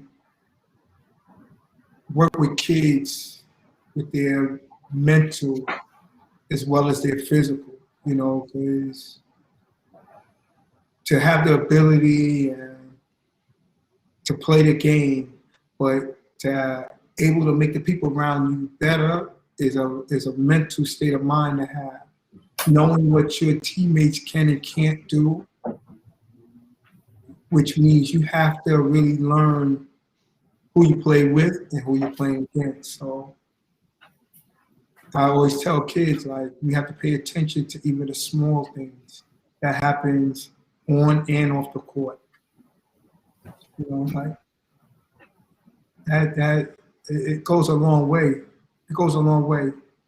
Perception, for some reason, is stronger than what your character really is. If they perceive you to be one way, they're always going to look at you in that light. But if you don't give them a reason to, because that first impression, then, you know, they have no choice but to respect the fact that you're intelligent or you know what you're doing or you know what you're talking about. I just believe it goes, you know, education definitely goes hand in hand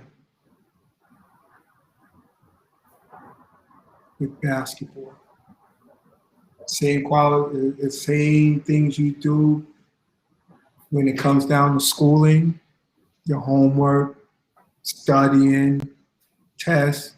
It's the same thing you do when you're joining a team or you play for a team, or you're playing in the game. Your practice is you studying. Your test is you playing that game. Like, it's the same qualifications. Like, if you're not one that like to do homework, then you ain't gonna be one that like to work on your own. You understand? Like, I just wholeheartedly believe that. A lot of kids, man, they just want to work out. They just want to play the sport, not realizing that your talent, your God-given talent, is what's getting you noticed. It's to open the door for you. But your intelligence, your way of learning, the way you can retain things, the way you can reciprocate what you learn, you know, project it to the court, or even having that understanding with your coach, where both of you could be like on the same wavelength, where he could be able to say something and then you able to follow through with it. So many kids don't understand, like that mental part goes a very long way at that next level, or to even get to that next level, or to even maintain a level period. So, you know. Yo, you long-winded, bro. Huh? 3 hours, bro. You gonna go put your onesie on and go to bed, dog. I'm about to give me 2 minutes because this is the last thing. Junie Sanders only beat me because he became my friend in that battleground. If I would have never known him, I think I would have beat him. That's what you're going with? That's it? You want to see the chain? I want to see the chain. Go down and listen to people I beat. Oh, who said you want to see the chain? Corey Williams, Krabby, Derek Canada, Tony Hargrave, Darren Rowe. Yo. A lot of one-on-ones. Yeah, Oh, geez, boy. D-Law. Nah, these are all my guys, man. They all my guys. Yo. I wish I would have met them when I was younger. Like, I'd have met them. Who did you play in Battlegrounds when the Flames was going up? Who was your 3 games? Went downtown? Yeah, we was under Brooklyn Bridge. Shit. Damn. Well, the chip game was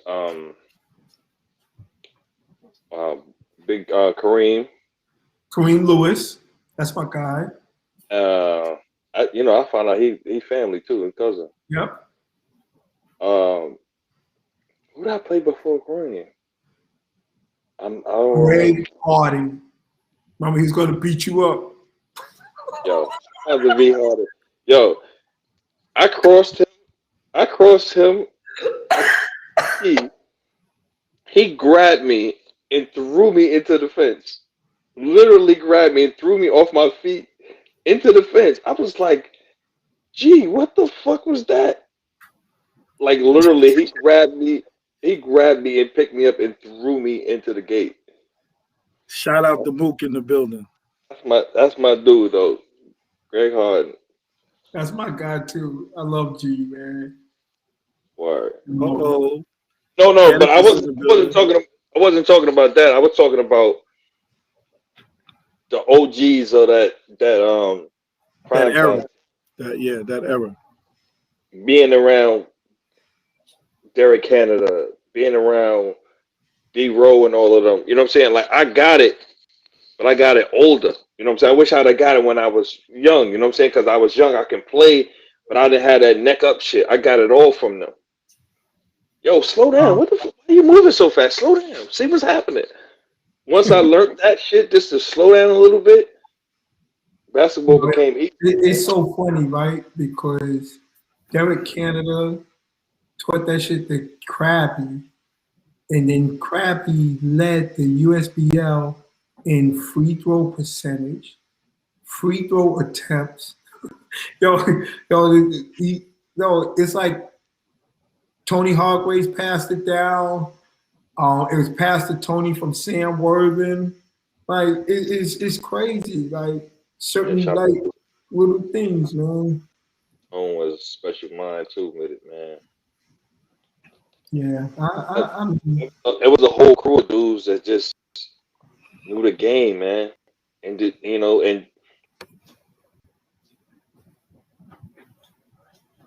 yo, you went out, son.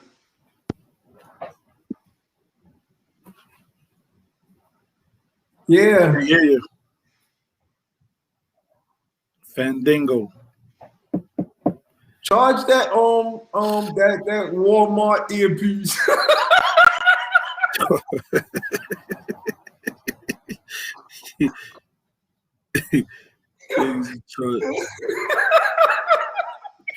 Yo, High Rise wants to know the nickname you called him. Oh my God.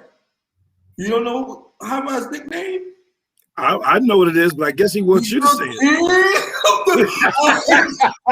You said what? The king of the white. He's the king of what? Yeah. I just say he was. I know what the answer was. That's my dog, man. High Rise. Yeah. Oh shucks, man. No bunny. Okay. Your man That's Snow your Bunny. dude. That's the one thing I was scared to get on the interview about.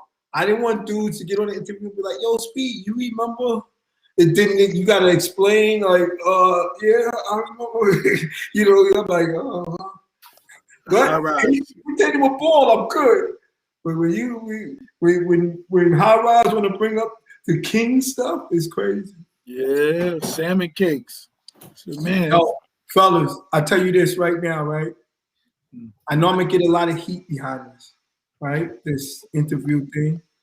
One thing I will say, I tried to stay away from being disrespectful to certain people or others.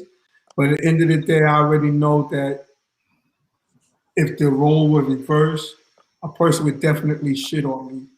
So, excuse me for cursing too. I just want people to know that a lot of this is in my opinion, and nobody knows what's been stored up in me for years.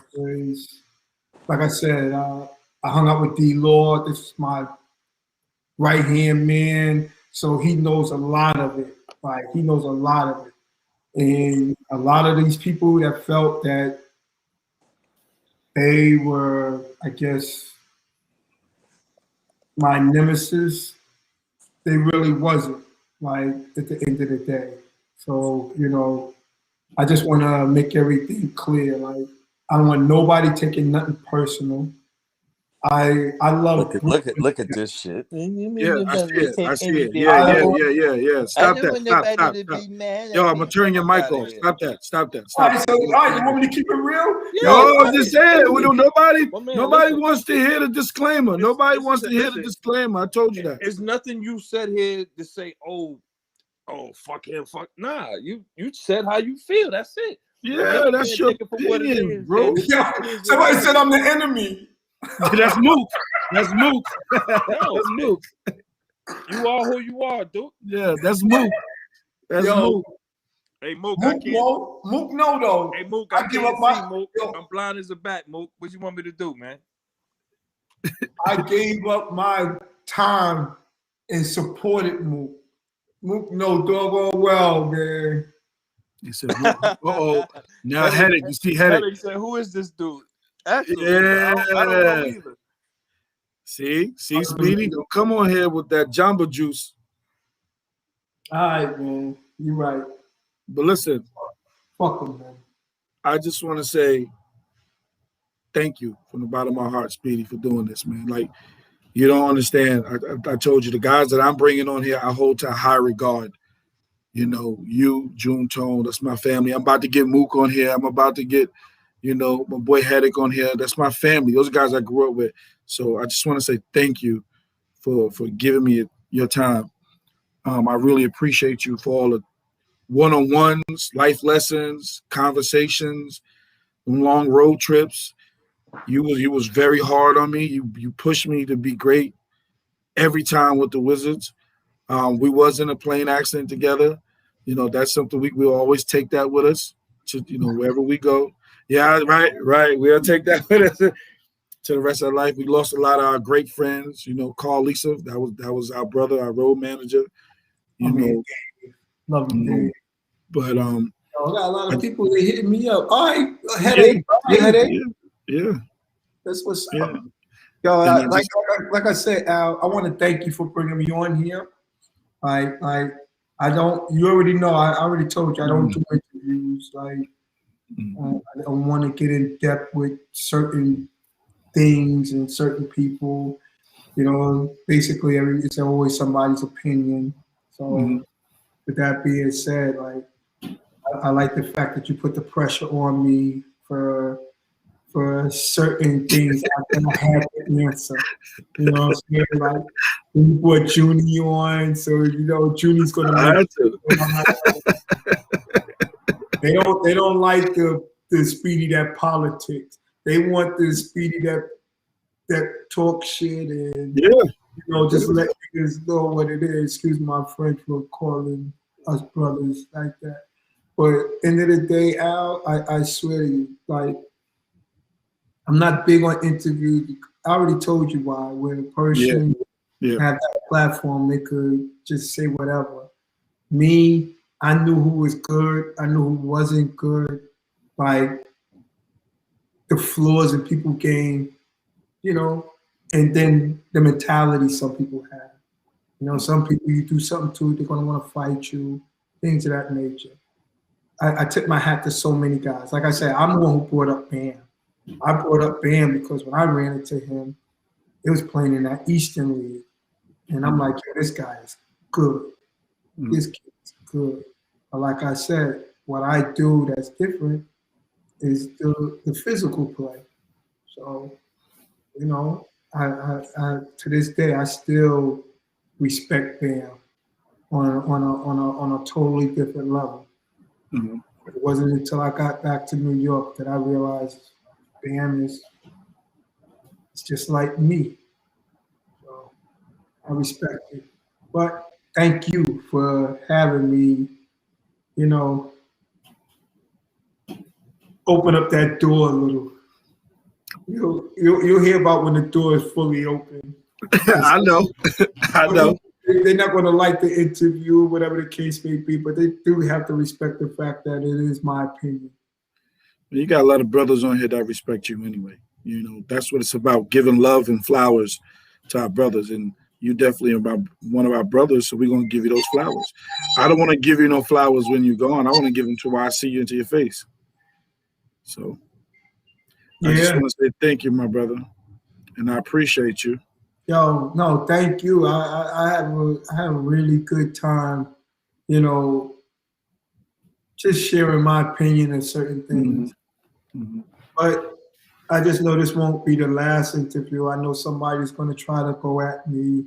And all I'm going to say is everybody accolades speak for themselves. You know, I had a close friend tell me that. Like, Speedy, don't argue with them.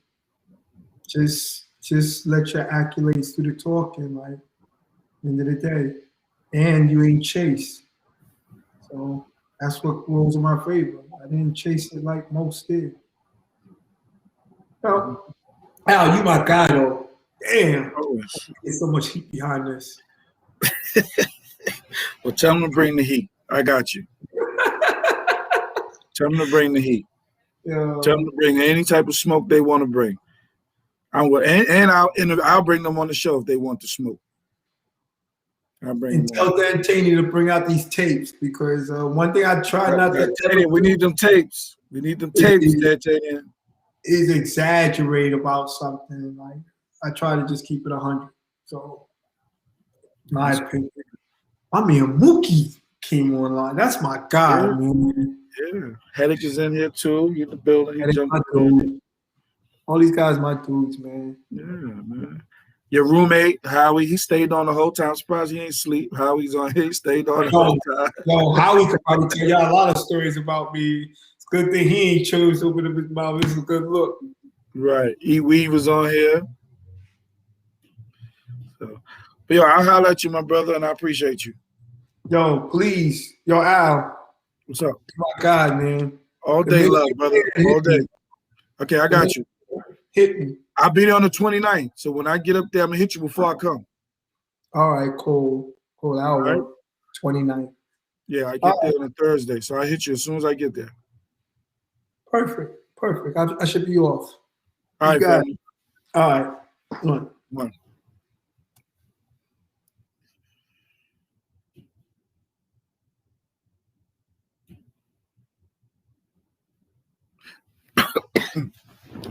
Wow, that was a real good interview for 3 hours. But it was like, again, 3 hours of conversation with a brother, family, and we were just talking about basketball and his opinions. And I really believe that his opinion speaks for himself. You know, I need everybody to, share this video, please. I need for everyone to subscribe to my YouTube channel, Chopping It Up with A60. I would appreciate that. And we have another great interview coming up next week. I'm going to always try to balance everything out with softball, basketball, anything with life. That's what this platform is about, friends and family, and just having great conversation, because that's what it's always about, just having a conversation. I grew up in that 90s era, 80s, 90s era about basketball, and these are my brothers that I always looked up to, appreciate them, and I hold them at a high regard. So I'm definitely going to always give my brothers an opportunity on my platform, and I appreciate them. Appreciate Junie for chiming in. Mook, I see you on here. Mook, I got you. Headache, I got you too. High Rise, we're going to do something too. All my basketball brothers, because, it's all conversation, and we got an era to talk about. D'Artagnan, I'm looking for you. Howie, we got to get part 2 going. Shout out to all the old school coaches, Kenny Kings, Ice-T. Shout out to Moose. Shout out to Screen, Coach Screen. Oh, man, my man Frank over there. Yo, boy Brian, Nike One. Man, shout out to all my old school coaches, man. You guys playing batteries in us as young men. You guys don't realize what you did for us. Shout out to always nothing but respect for my first coach, Howie. Nothing but love for you. Midnight Express for life all day, every day. And in saying that, we're going to close out. Shout out to my production team for holding me down all night. Appreciate you. And on that note, everybody continue to be safe, continue to mask up. And I'll see everybody next Tuesday. A60 is out. Peace.